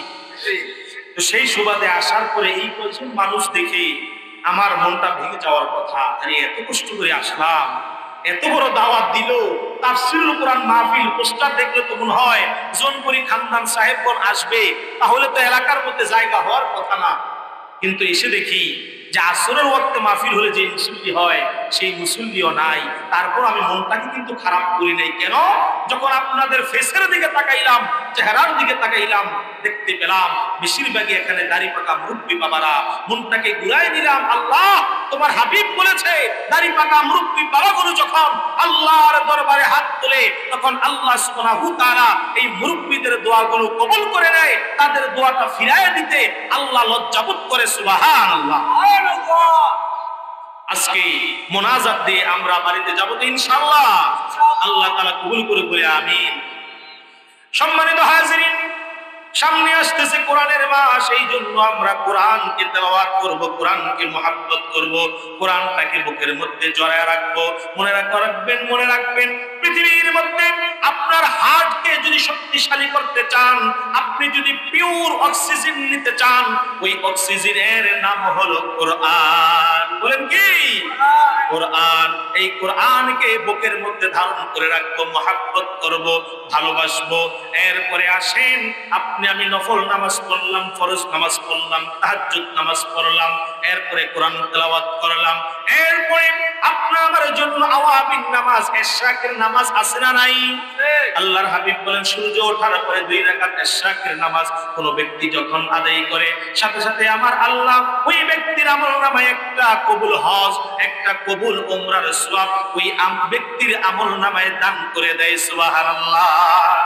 আর মাগরিবের পরে আপনি আমি সেই আওয়াবিন নামাজ আদায় করি, আওয়াবিন তাওয়াবিন থেকে, যার অর্থ হলো আল্লাহর সঙ্গে কানেকশন লাগানো। সুবহানাল্লাহ। মাগরিবের পরে আপনি 6 রাকাত আওয়াবিনের নামাজ পড়েন, 33 বার সুবহানাল্লাহ, 33 বার আলহামদুলিল্লাহ, 34 বার আল্লাহু আকবার আপনি পাঠ করেন। এগুলি হচ্ছে আল্লাহর সঙ্গে বন্ধুত্ব করার মাধ্যম। কি বলেন, ঠিক কিনা? আল্লাহর সঙ্গে বন্ধুত্ব করার মাধ্যম। তাহলে আপনি আমি পেয়ে গেলাম 1 নম্বরে ফরজ ইবাদত, নামাজ, রোজা, হজ, যাকাত। 2 নম্বরে নফল ইবাদত, আওয়াবিন নামাজ, ইশরাকের নামাজ, তাহাজ্জুদের নামাজ। 3 নম্বরে কুরআনুল কারীমের তেলাওয়াত।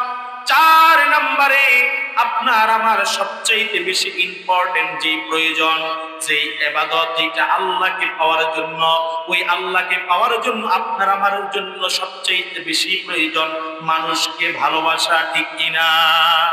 মানুষ মানুষের প্রতি ভালোবাসা, মানুষ মানুষের প্রতি মহাব্বত, একজন আরেকজনের জন্য দোয়া করা, একজন আরেকজনের জন্য মঙ্গল কামনা করা দরকার আছে না নাই?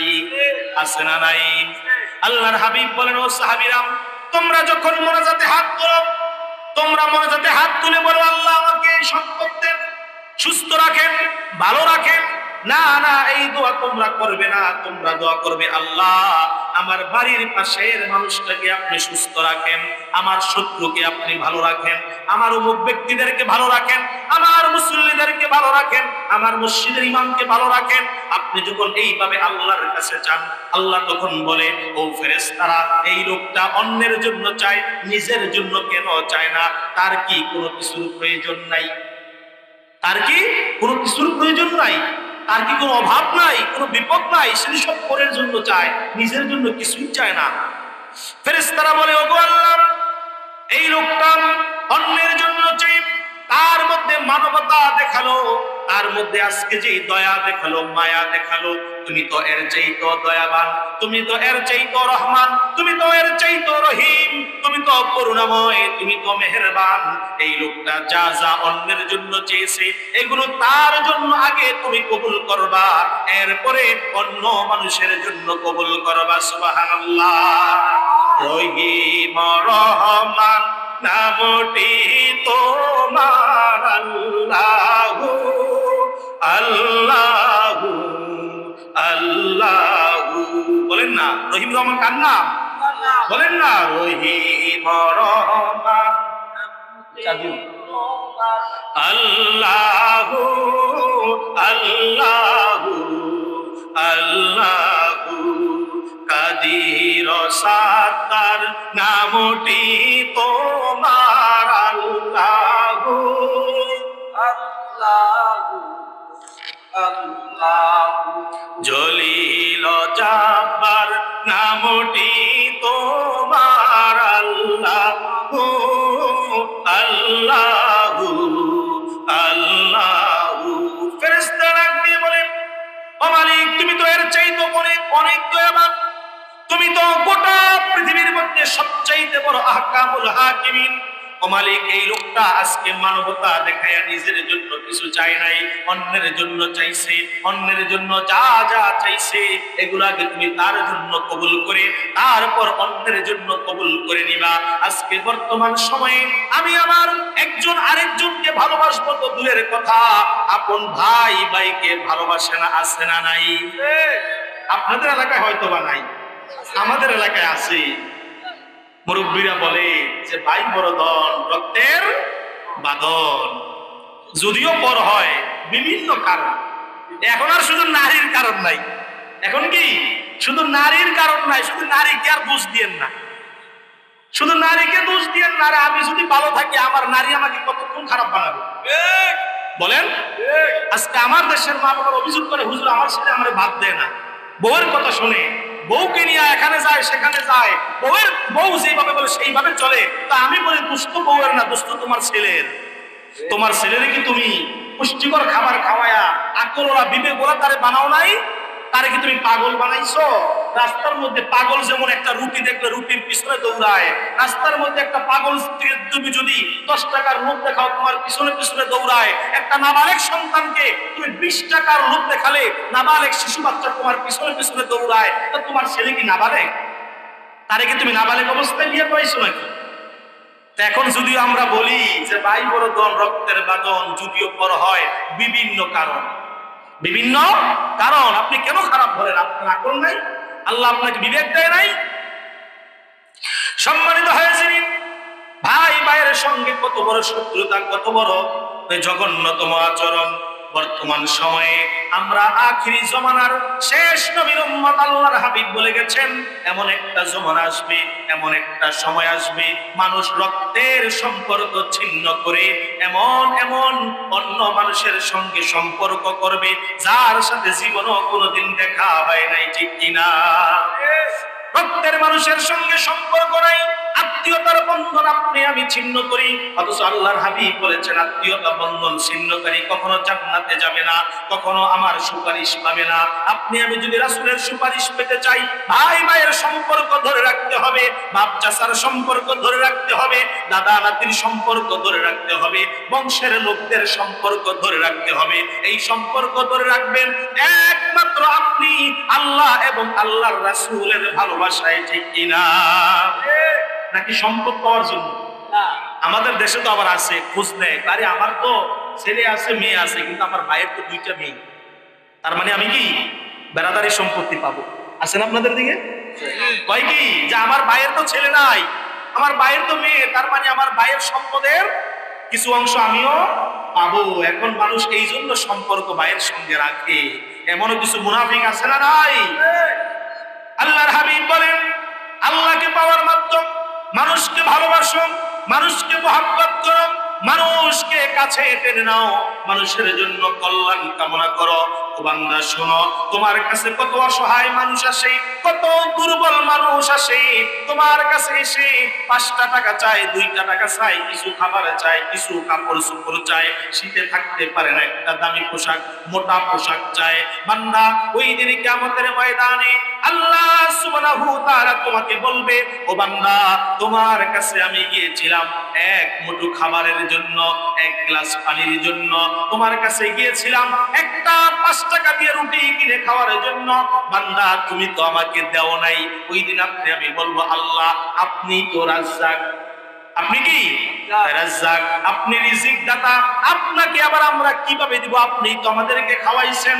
আল্লাহ সুবহানাহু ওয়া তাআলা ওই দিন ডাক দিয়ে বলবে, ও বান্দা আমি তোমার কাছে, তোমার দুয়ারে, তোমার দরজায় একজন লোক পাঠিয়েছিলাম যে ক্ষুধার তাড়নায় তোমার দুয়ারের মধ্যে গিয়েছিল, আল্লাহর রাস্তে কিছু চেয়েছিল, বিপদে পড়ে তোমার কাছে গিয়েছিল, মামলার ঝামেলায় তোমার কাছে গিয়েছিল, কোন সমস্যা সমাধান করার জন্য মুরব্বী হিসেবে, মাতবর হিসেবে তোমার কাছে গিয়েছিল। ওই দিন যদি সঠিক কাজ তুমি করতা, আজকে আমি আল্লাহকে তুমি পেয়ে যেতা। সুবহানাল্লাহ।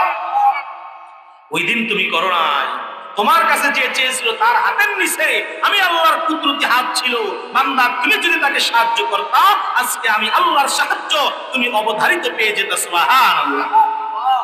এই জন্য আল্লাহর হাবিব বলেন আল্লাহকে পাওয়ার জন্য সর্বোত্তম মাধ্যম হলো মানুষকে ভালোবাসা, সবাই সবাইকে ভালোবাসা।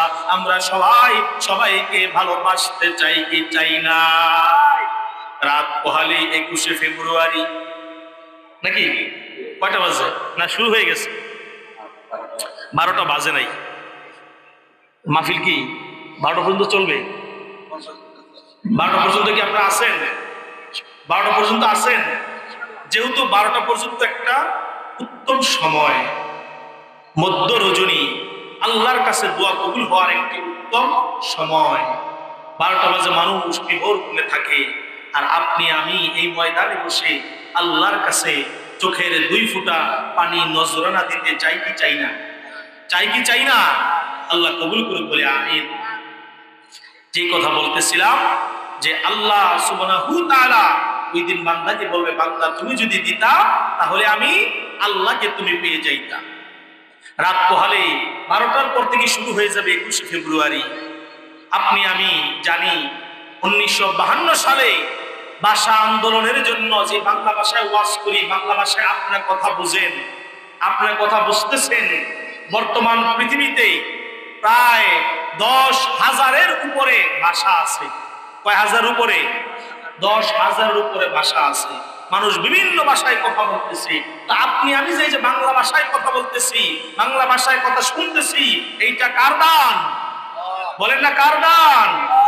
এই জন্য দেখবেন যে 21 ফেব্রুয়ারি আসলেই ওই শহীদদের স্মরণ করা হয়, শহীদদের আত্মত্যাগের কথা, তাদের তাজা রক্তের কথা বাঙালিরা ভুলে নাই। তাদের জন্য শ্রদ্ধা নিবেদন করে আমরা আল্লাহর কাছে দোয়া করব, কি বলেন ঠিক কিনা?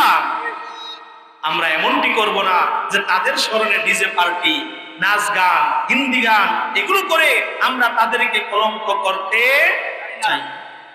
আমরা তাদেরকে সালাম অবশ্যই জানাই, তাদেরকে আমরা অবশ্যই স্যালুট দেই, কারণ তারা দেশের সূর্য সন্তান, তারা আমাদেরকে সুন্দর একটি ভাষা উপহার দিয়ে গেছে। কিন্তু তার মানে এই নয় তাদেরকে সম্মান জানাবো হারাম কাজের মাধ্যমে। কি বলেন ঠিক কিনা? আমাদের দেশে বাজানো হয় সালাম সালাম হাজার সালাম, সকল শহীদ স্মরণে আমার হৃদয়ে রেখে যেতে চাই তাদের স্মৃতির চরণে। ঠিক না? আমরা তাদেরকে লাখো সালাম জানাই, কিন্তু এই সালামের মধ্যে কোনো হারাম কাজ সংযুক্ত করতে চাই না। আল্লাহর হাবিব বলেন, বান্দা তুমি যখন মানুষকে ভালোবেসে আল্লাহর সন্তুষ্টি অর্জন করবে, এরপরে বান্দা শোনো, তোমার জন্য সর্বশেষ আল্লাহকে পাওয়ার জন্য যে মাধ্যম, আল্লাহকে পাওয়ার, আল্লাহর সঙ্গে বন্ধুত্ব করার জন্য যে মাধ্যম, আল্লাহকে কাছে পাওয়ার জন্য যে মাধ্যম, ওই মাধ্যম হলো বান্দা শোনো, যদি আল্লাহকে পেতে চাও তাহলে আমি রাসূলকে পেতে হবে। বলেন ঠিক কিনা? আজকে আমাদের দেশের মধ্যে কত মানুষ আছে রাসূলকে মাইনাস করে আল্লাহকে পেতে চায়। ঠিক কিনা? রাসূলকে মাইনাস করে আল্লাহকে পেতে চায়, অথচ আল্লাহ নিজেই বলতেছে ফাত্তাবিউনি, তোমরা যদি আল্লাহকে পেতে চাও, তোমরা যদি আল্লাহর সন্তুষ্টি অর্জন করতে চাও, তাহলে আগে রাসূলের সন্তুষ্টি অর্জন করো। সুবহানাল্লাহ।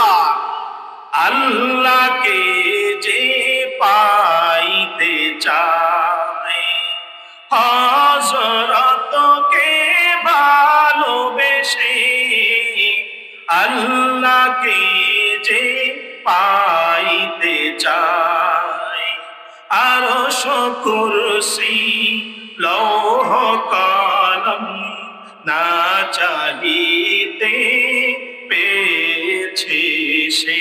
ঠিক না? আপনি যখন রাসূলকে পেয়ে যাবেন তখন আপনি আল্লাহকে পেয়ে যাবেন।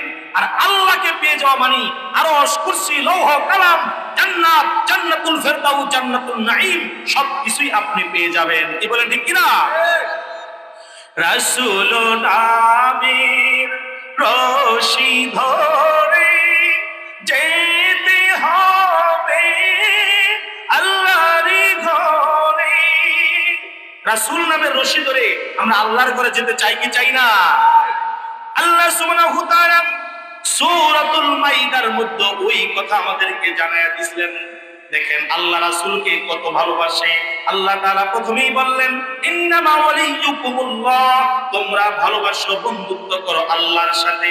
এরপরেই আল্লাহ বলতেছে এ বান্দা শুনো, রাসূলুহু, এবং আমার রাসূলের সাথে। কার সাথে? রাসূলের সাথে। রাসূলের সাথে বন্ধুত্ব করার জন্য আল্লাহর নামের পরে রাসূলের নাম আনা হয়েছে।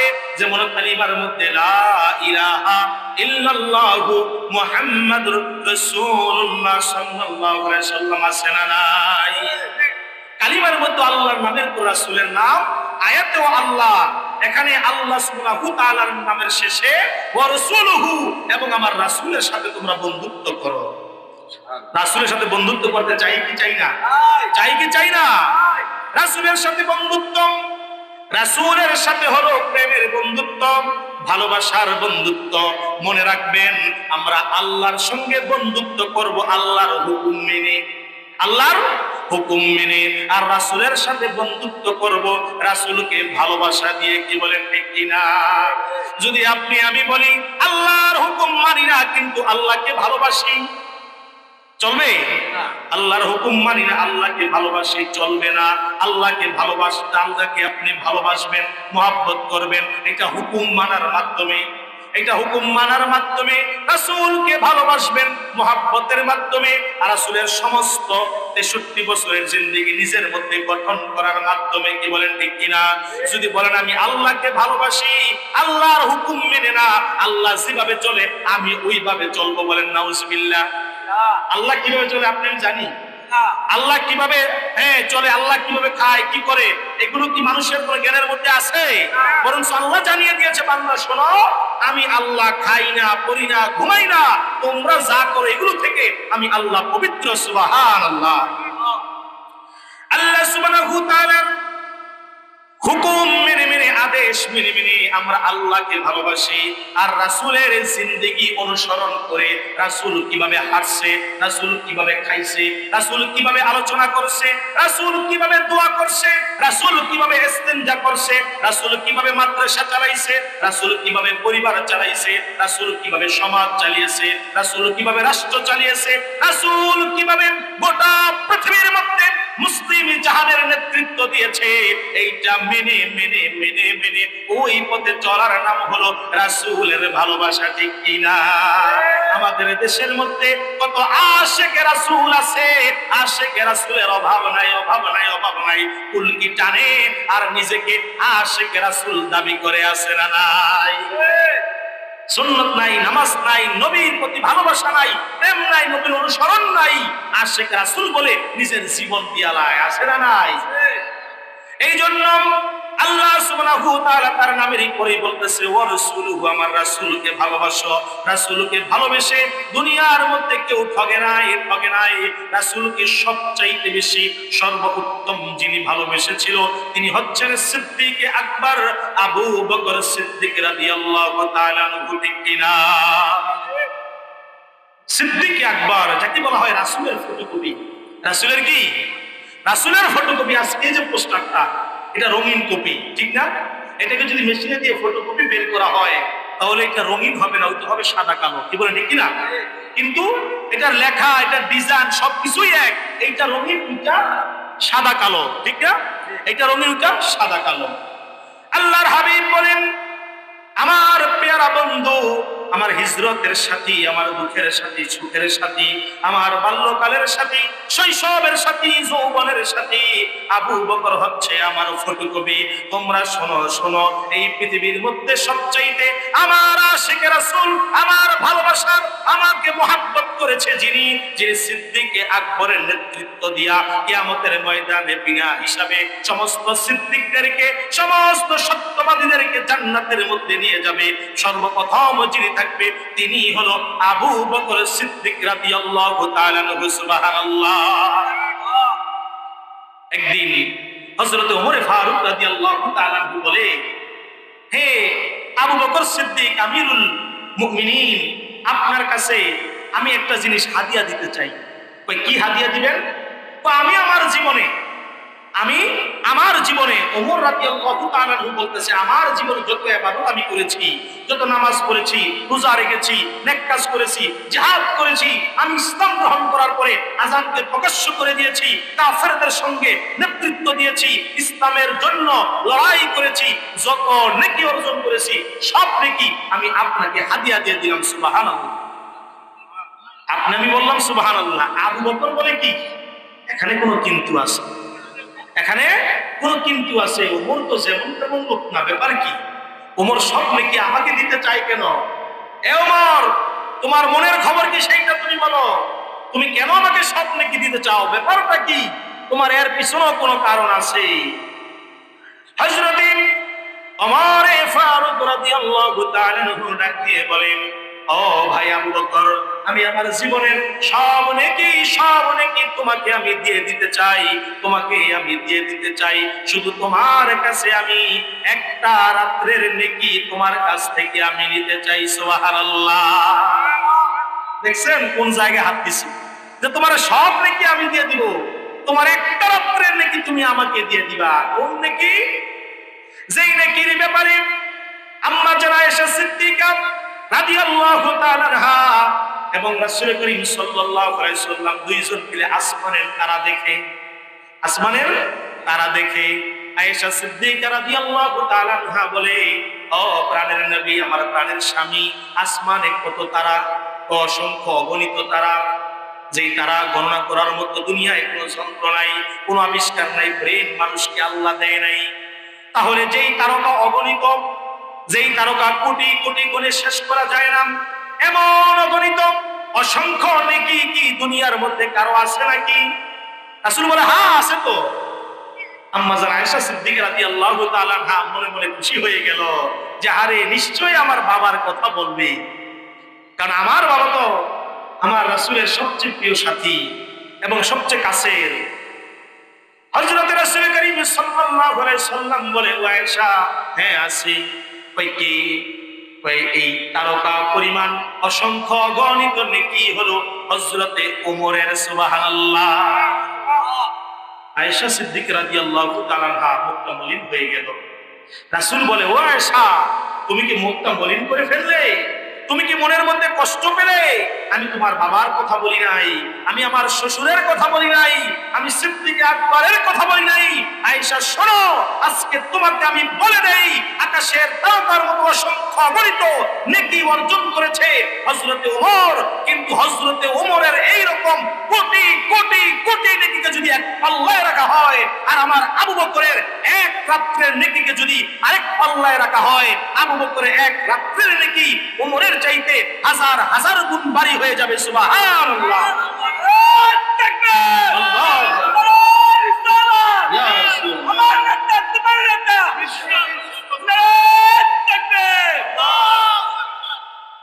তাহলে সিদ্দিক আকবর আবু বকর সিদ্দিক রাদিয়াল্লাহু তাআলা আনহুর দাম কম না বেশি? সেই এক রাত্র হলো হিজরতের রাত। বলেন কোন রাত? হিজরতের রাত। রাসূল গেছেন আবু বকরের বাড়িতে। আবু বকর বলে ডাক দেওয়ার আগেই দরজা খুলে ফেলছে। কি একটা মানুষকে ডাক দিলে, দরজায় নক করলে উঠে খুলতেও তো দুই তিন সেকেন্ড সময় লাগে। হযরতে আবু বকর বলে, ইয়া রাসূলুল্লাহ, ইয়া হাবিবাল্লাহ, আপনি আমাকে যেই দিন বলেছিলেন, ও আবু বকর, কোন দিন জানি আপনাকে সঙ্গে করে নিয়ে আমি হিজরত করব। আল্লাহর হুকুমে আমার জন্মভূমি, আমার মাতৃভূমি, আমার জন্মস্থান এই খানে কামার ভূমি ছেড়ে আমি হিজরত করে চলে যাব। ওই দিনের জন্য আপনি প্রস্তুত থাকবেন। ওই দিনের পর থেকে আমার পিঠটাকে আমি বিছানার মধ্যে লাগাই নাই। কোন দিন জানি আমার রাসূল আমার দরজার সামনে এসে আমাকে ডাক দিবে, আমি শুয়ে থাকবো। এত বড় বেয়াদব আমি হতে পারবো না, এত বড় বেয়াদবি আমি করতে পারবো না। এই জন্য আমি দরজার সামনে দাঁড়িয়ে থাকি, দেখি রাসূল কখন ডাক দেয়। আপনি ডাক দিতে দেরি, আমি আবু বকর আপনার সামনে যেতে দেরি নাই। ওই দিনের ভালোবাসা, ওই দিনের আচরণ আমার কাছে এত ভালো লেগে গেল, এত মুহাব্বত, এত ভালোবাসা আমি পেয়ে গেলাম। আমার আল্লাহ সুবহানাহু ওয়া তাআলা এত পছন্দ করে নিলেন। ওই আবু বকরের এক রাত্রের নেকি জগতের সমস্ত নেকির চাইতো দামি। সুবহানাল্লাহ। কেমন আবু বকর? সেই আবু বকর এত নেকি অর্জন করার পরেও বিনয়ী, বিনয়ী, বিনয়ী, বিনয়ী। কেমন বিনয়ী? ছোট্ট করে আরেকটি ঘটনা বলে ফেলি।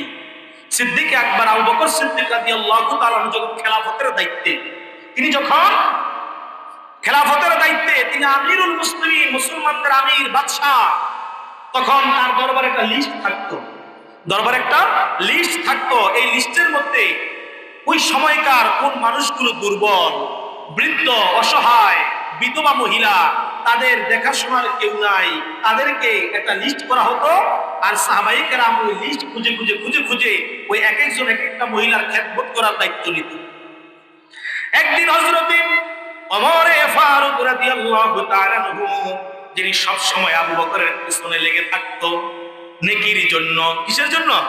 নেকির জন্য। আর এখন আমরা আরেকজনের পিছনে লেগে থাকি কিভাবে তার ঠগান যায়, তার আয় কেটে কিভাবে আমার জমিন বড় করা যায়, আমার ফসল ভালো হয়, তার ফসল নষ্ট হয়, এই জন্য একজন আরেকজনের বিরুদ্ধে লেগে থাকি। কি বলেন ঠিক কিনা? ওমর ফারুক রাদিয়াল্লাহু তাআলা আনহু সব সময় আবু বকর সিদ্দিক রাদিয়াল্লাহু তাআলা আনহুর বিরুদ্ধে লেগে থাকতো, কিভাবে তার চাইতে বেশি নেকি অর্জন করা যায়। সিদ্দিক আকবর খেলাফতের দায়িত্বে, ওমর ফারুক ওই লিস্টের মধ্যে দেখলেন সমস্ত মহিলাদের দায়িত্ব এক একজন সাহাবী নিয়ে নিছে, কিন্তু একজন বৃদ্ধ মহিলা যার দায়িত্ব কেউ নেয় নাই, ওই মহিলার নামের সাথে কোনো সাহাবীর নাম নাই। ওমর বলে, মনে মনে চিন্তা করে, ঠিক আছে, আগামীকাল থেকে ওই বৃদ্ধ মহিলার দায়িত্ব আমি নিলাম। মনে মনে চিন্তা করে, থাক, এটার নাম লেখার দরকার নাই, দায়িত্ব আমি নিলাম, আমি গোপনে মহিলার খেদমত করব। সকালবেলা যখন মহিলার বাড়িতে গেল, বৃদ্ধ মহিলার বাড়ির দরজার সামনে গিয়া আসসালামু আলাইকুম ওয়া রাহমাতুল্লাহ। দরকার আছে না নাই? এখন এই প্রচলন আমাদের মাঝে আছে। আহা, আল্লাহর ঘোষণা, রাসূলের ঘোষণা, কারো বাড়িতে গেলে তোমরা আগে সালাম দাও, অনুমতি নাও। কি বলেন, ঠিক কিনা?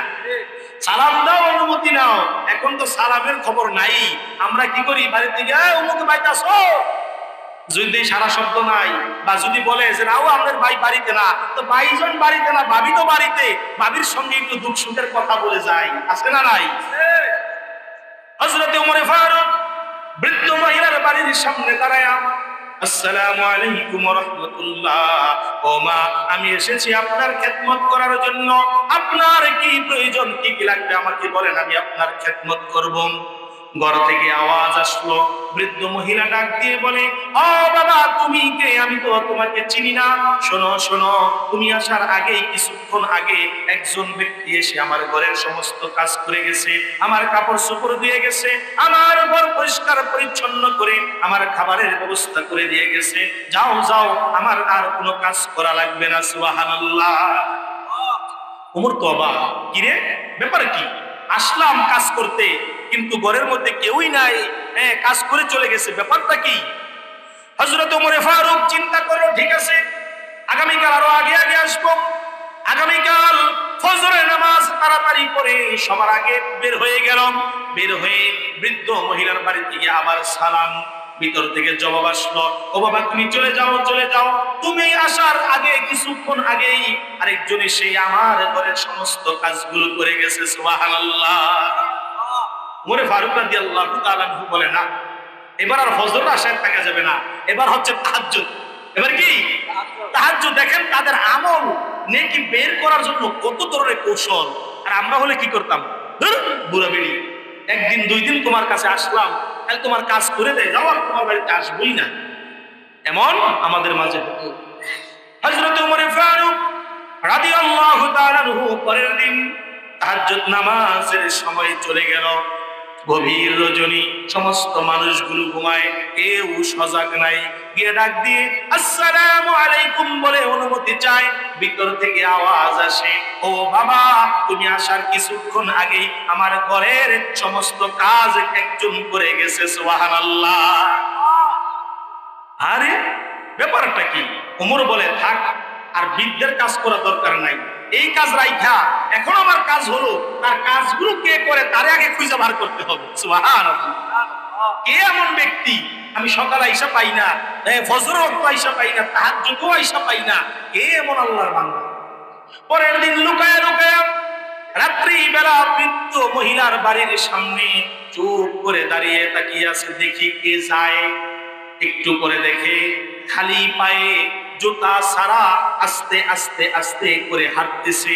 মুখের দিকে তাকায় দেখে তিনি আর কেউ নয়, আর কেউ নয়, তিনি বর্তমান জমানার মুসলমানদের নেতা, মুসলমানদের বাদশাহ, আমিরুল মুসলিমিন, রাসূলের ফটোকপি আবু বকর সিদ্দিক রাদিয়াল্লাহু তাআলা আনহু। সুবহানাল্লাহ। এখন ওই লোকেরা অবাক করবে কি, ওমর নিজেই অবাক হয়ে গেছে। যারে খাইছেন, সারাদিন রাষ্ট্র পরিচালনা করে, প্রেসিডেন্টের দায়িত্ব পালন করে, আবার রাত্রিবেলা লিস্টের মধ্যে কারো নাম নাই, তার মানে এই জন্যই সামনে গেছে, সালাম দিছে। আবু বকর বলে, ওমর, ব্যাপারে কি, তুমি রাত্রে এখানে কেন? ওমর বলে, আপনি এখানে কেন, এই জবাব আগে দেন। তো ওমর, এই জবাবের কথা বলা যাবে না। ওই কেন বলা যাবে না? করে, ওমর, তুমি কি শোনো নাই, আল্লাহর হাবিব বলেছেন, মানুষ যখন গোপনে কিছু ইবাদত করে, মানুষ যখন গোপনে কিছু দান করে, মানুষ যখন গোপনে কারো উপকার করে, এই গোপনে কাজ করার জন্য আমার আল্লাহ ওই বান্দার থেকে তার রাগ কমায়া দেয়। সুবহানাল্লাহ। আল্লাহর রাগ কমানোর জন্য গোপন ইবাদত করা। কি ইবাদত? গোপন ইবাদত। আর এখন তো আমাদের ওপেন ইবাদত। এখন আমাদের ইবাদত কি? ওপেন। হজ করে আসছি, পোস্টার নামের মধ্যে যদি হাজি আর আলহাজ না লেখে, আমি কি 5,000 টাকা দিব নাকি? মাথা খারাপ। আমি হজ করে আসছি, এত টাকা ভাইয়া আমার প্রধান অতিথি করছেন, আমারে সে বিশেষ অতিথি করছেন, পোস্টারের মধ্যে আমার নামের শেষে হাজি লেখে নাই, ডাক দিলে হাজি সাহেব না করলে মুখটা কালা করে। আছে না নাই? হযরত আবু বকর সিদ্দিক বলেন, ও ও ভাই ওমর, তুমি কি শোনো নাই? আল্লাহর রাগ কমানোর জন্য একটা মাধ্যম, ওইটা হলো গোপন ইবাদত। আমি কিছু গোপন ইবাদত করতে চাই, এবার বলো তুমি এখানে কেন? তো ওমর ডাক দিয়ে বলে, ও ভাই আবু বকর, আমিও তো সেই গোপন ইবাদতের জন্যই এসেছি। আপনি কেন এই কাজগুলো করেন? আপনি কেন এই দায়িত্বগুলো নেন? সারাদিন রাষ্ট্রীয় কাজ করে কত পরিশ্রম হয়ে যান, ক্লান্ত হয়ে যান, এই দায়িত্বগুলো আমাদেরকে দিয়ে দেন, আমরাই পালন করি। হযরত আবু বকর সিদ্দিক বলে, ও ভাই ওমর, কঠিন কিয়ামতের মাঠে আল্লাহ যেই দিন আমাকে বলবে, লিস্ট করে করে করে করে কানে ধরে ধরে মানুষদের দিয়া কাজ করাইছ, মানুষদেরকে দিয়া কাজ করাইছ, নিজে কিছুই করো নাই, ভাষণ দিয়েছ, রক্ত যখন দিয়েছি রক্ত আরো দিব, নিজের শরীর থেকে এক ফুটাও না। আছে না নাই? রক্ত যখন দিছি রক্ত আরো দিব, নিজের শরীর থেকে এক ফুটাও না। এমন নেতা আছে না নাই? নিজে সুরক্ষিত, নিজের পরিবার সুরক্ষিত, নিজের সন্তানাদি সুরক্ষিত, সব সুরক্ষিত, নিজে পালাখানায়, কিন্তু শ্রমিকগুলো কুকুরের মতো রাস্তাঘাটে মরে শেষ হয়ে যায়। এমন নেতা আছে না নাই? আল্লাহর হাবিবের সাহাবী সিদ্দিক আকবর আবু বকর সিদ্দিক রাদিয়াল্লাহু তাআলা আনহু বলে, ও ভাই আবু বকর, আমি কি আল্লাহর দরবারে এমন আসামি হয়ে যাব নাকি যে সব তোমাদের দিয়া করাইছি, আমি কিছু করি নাই, এই জন্য আমি গোপন কিছু ইবাদত নিয়ে আল্লাহর দরবারে হাজির হচ্ছি, আমার রাসূলের ভালোবাসা কামনা করছি। তাহলে দেখেন রাসূলের ভালোবাসা পাওয়াতে আবু বকর কত দামি হয়ে গেল, ওমর কত দামি হয়ে গেল, সাহাবীরা দামি হয়ে গেল। আপনি আমিও দামি হতে চাই কি চাই না? আর দামি হওয়ার জন্য রাসূলের ভালোবাসা মনে প্রাণে অর্জন করব, রাসূলের মহব্বত অর্জন করব, আর মদিনা মুনাওয়ারায় আল্লাহ যেন জান্নাতুল বাকিতে আমার লাশটা কবুল করে নেয় বলে আমিন। জান্নাতুল বাকিতে রাসূলের রওজা মুবারকে আল্লাহ যেন আমাদের লাশটাকে কবুল করে নেয়। আল্লাহ মৃত্যু তো অবশ্যই দিবা, হজ করতে গেলে, উমরা করতে গেলে মদিনাতুল মুনাওয়ারায় মরণ দিও, মসজিদে নববীতে জানাজা দিয়া জান্নাতুল বাকিতে আমাদের দাফন দিও বলে আমিন। সম্মানিত হাজিরিন, এই জন্য আল্লাহ সুবহানাহু ওয়া তাআলা বলেছেন রাসূলুহু, এবং আমার রাসূলকে। এরপরে আল্লাহ বলে ওয়াল্লাযীনা আমানু, এবং ঈমানদারদেরকে, মুমিনদেরকে, আল্লাহর ওলিদেরকে। আল্লাহর ওলিদেরকে ভালোবাসা কার হুকুম? কার হুকুম? আল্লাহর হুকুম। দেখেন আল্লাহ তাআলা এখানে ইন্নামা ওয়ালিয়ুকুমুল্লাহ, আল্লাহকে ভালোবাসো, বন্ধুত্ব করো, রাসূলুহু, রাসূলের সঙ্গে বন্ধুত্ব করো, এবং ওয়াল্লাযীনা আমানু, ঈমানদার, মুমিন, মুত্তাকিন, নামাজি, ফরজগার, আল্লাহ ওয়ালা মুসল্লি, তাদের সঙ্গে বন্ধুত্ব করো। হুকুম কার? যার সঙ্গে দুনিয়ার মধ্যে, যার সঙ্গে যার মহব্বত, আখিরাতে তার সঙ্গে তার কিয়ামত। আপনি মুসল্লির সঙ্গে সম্পর্ক রাখবেন, মুসল্লির সঙ্গে বন্ধুত্ব রেখে, মহব্বত রেখে আসন আসন হয়ে জান্নাতে যাবেন। মসজিদের সঙ্গে সম্পর্ক রাখবেন, মাদ্রাসার সঙ্গে সম্পর্ক রাখবেন। এই যে আহমদিয়া দারুল কুরআন মাদ্রাসা, এই মাদ্রাসা আসবেন, সময় দিবেন, কি লাগে, কি প্রয়োজন, মাঝে মাঝে সামর্থ্য অনুযায়ী দান করবেন, বাচ্চাদের ভালোবাসবেন, শিক্ষকদের খোঁজ খবর নিবেন। একজিল পবিত্র কোরআন শরীফ লাগলে, হুজুর আমি কোরআন শরীফ, একজিল কোরআন শরীফ আমি হাদিয়া শরীফ দিব, এইরকম নিয়ত করবেন, এইরকম নিয়ত করবেন। এই মহব্বত, এই ভালোবাসা কঠিন কিয়ামতের ময়দানে আমাদের জান্নাতের যাওয়ার রাস্তা সহজ করে দিবে বলে আমিন।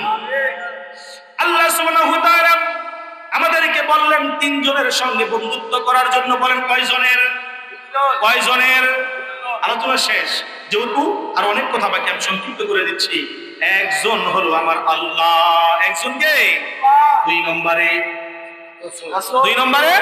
রাসূল, তিন নম্বরে আল্লাহর ওলি, ঈমানদার, মুমিন, মুত্তাকিন, নামাজি, ফরজগার ব্যক্তি।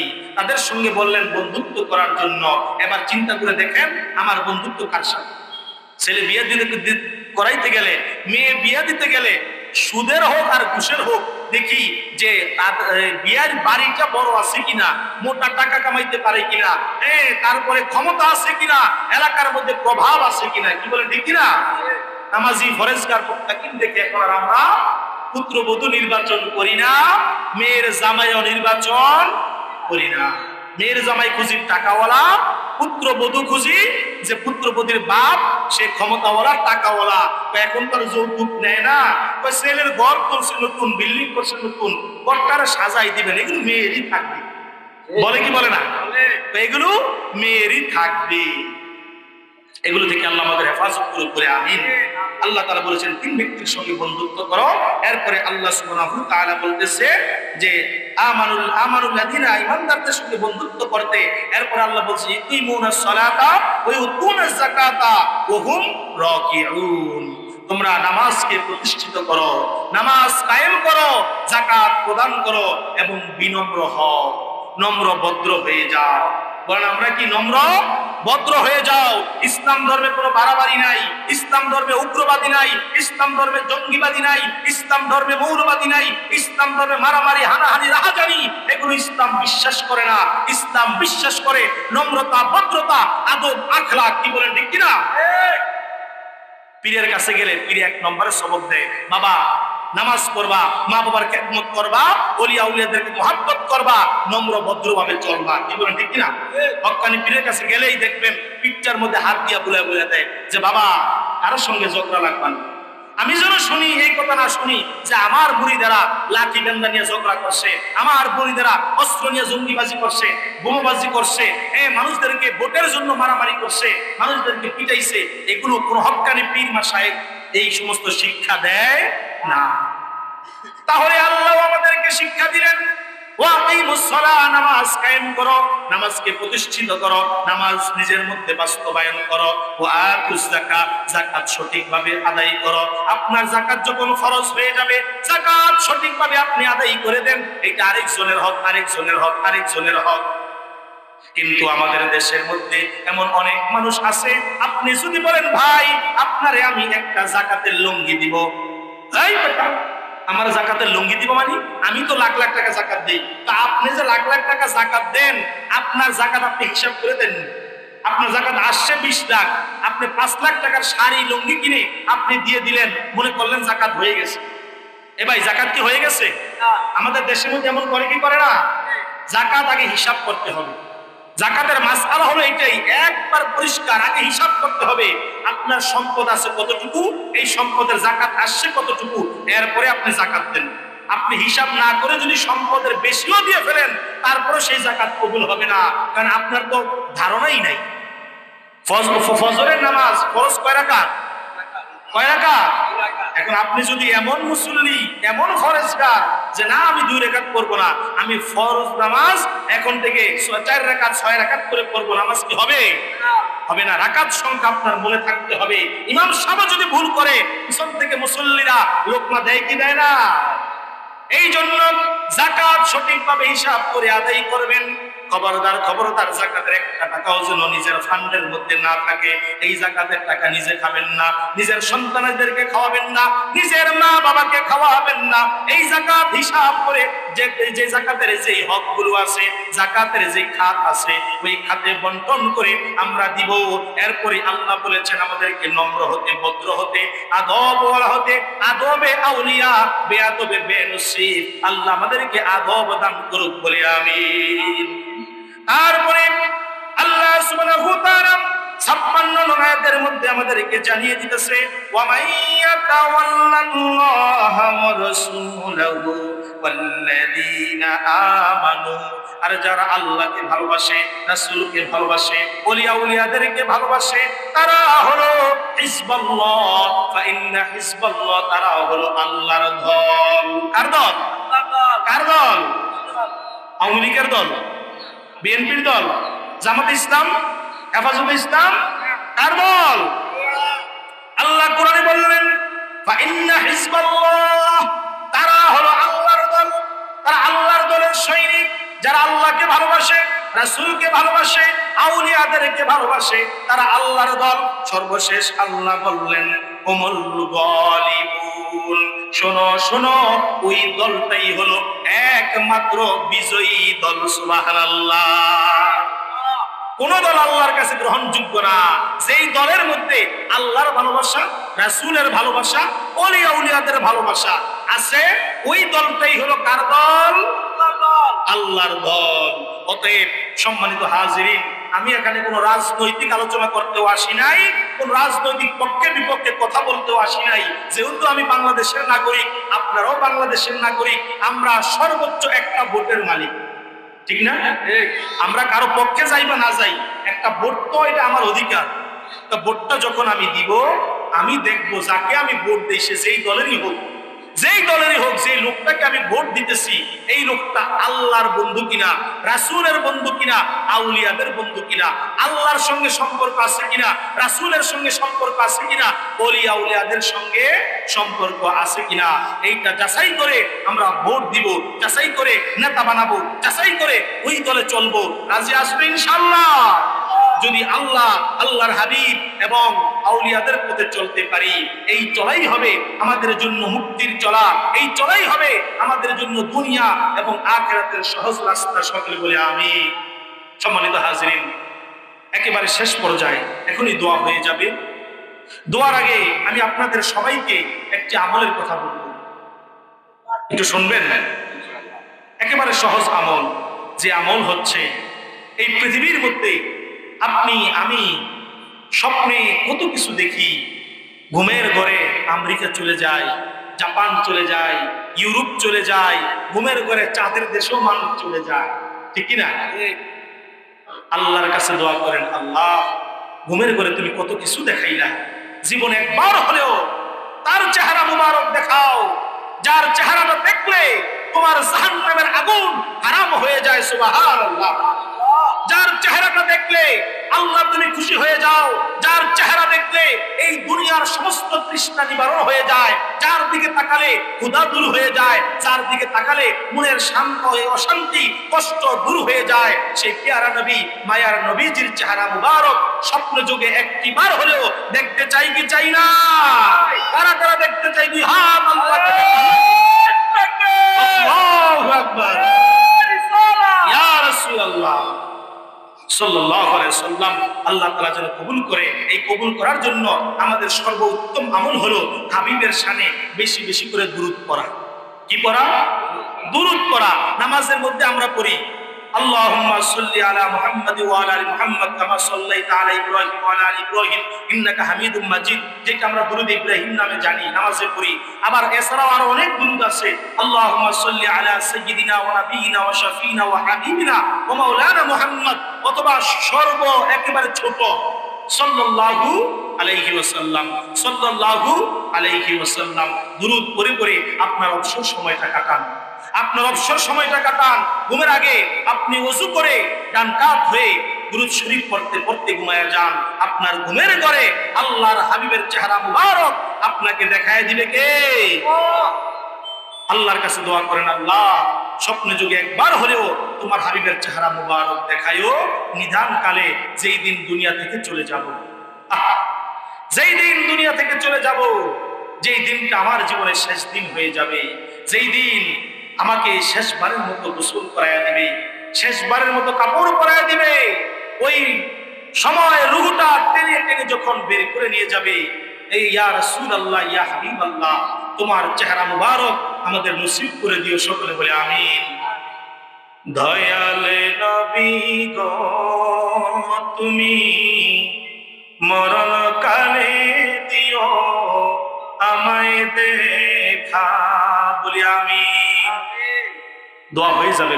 বাজান মনটা নরম করেন, মনটা নরম করেন। চোখের পানি আল্লাহর কাছে সবচেয়ে বেশি প্রিয়।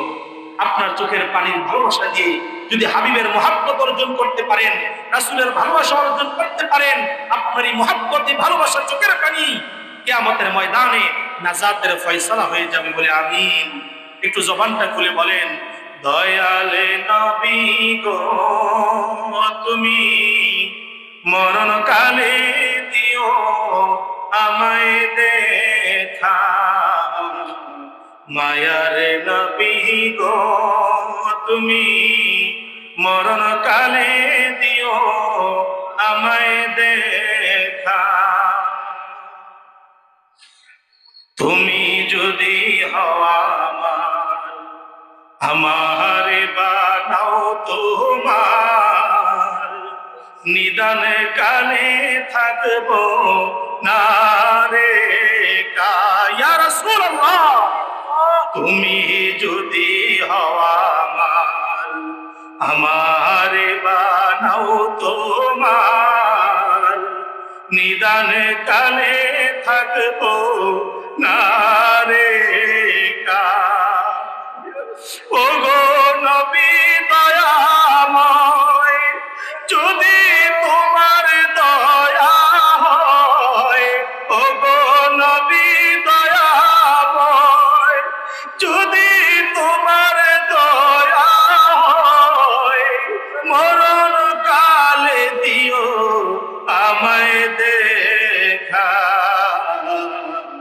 দয়ালে নবী গো তুমি মরণ কালে দিও আমায় দেখা, মায়ার নবী গো তুমি মরণ কালে দিও আমায় দেখা। তুমি নবী দয়াময় উম্মতের দয়া করো নিশ্চয়, তুমি ছাড়া এ জীবনটা ফাঁকা।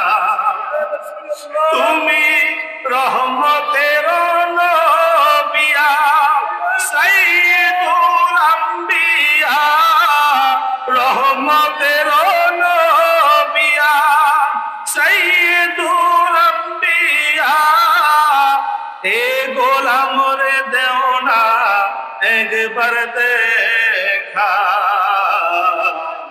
দয়ালে নবী গো তুমি মরণ কালে দিও আমায় দেখা, মায়ার নবী গো তুমি মরণ কালে দিও আমায় দেখা। বলি আমিন। সেই রাসূলের শানে মুহাব্বতে ভালোবাসা প্রেম কি সকলে কয়েকবার দুরূদ সালাম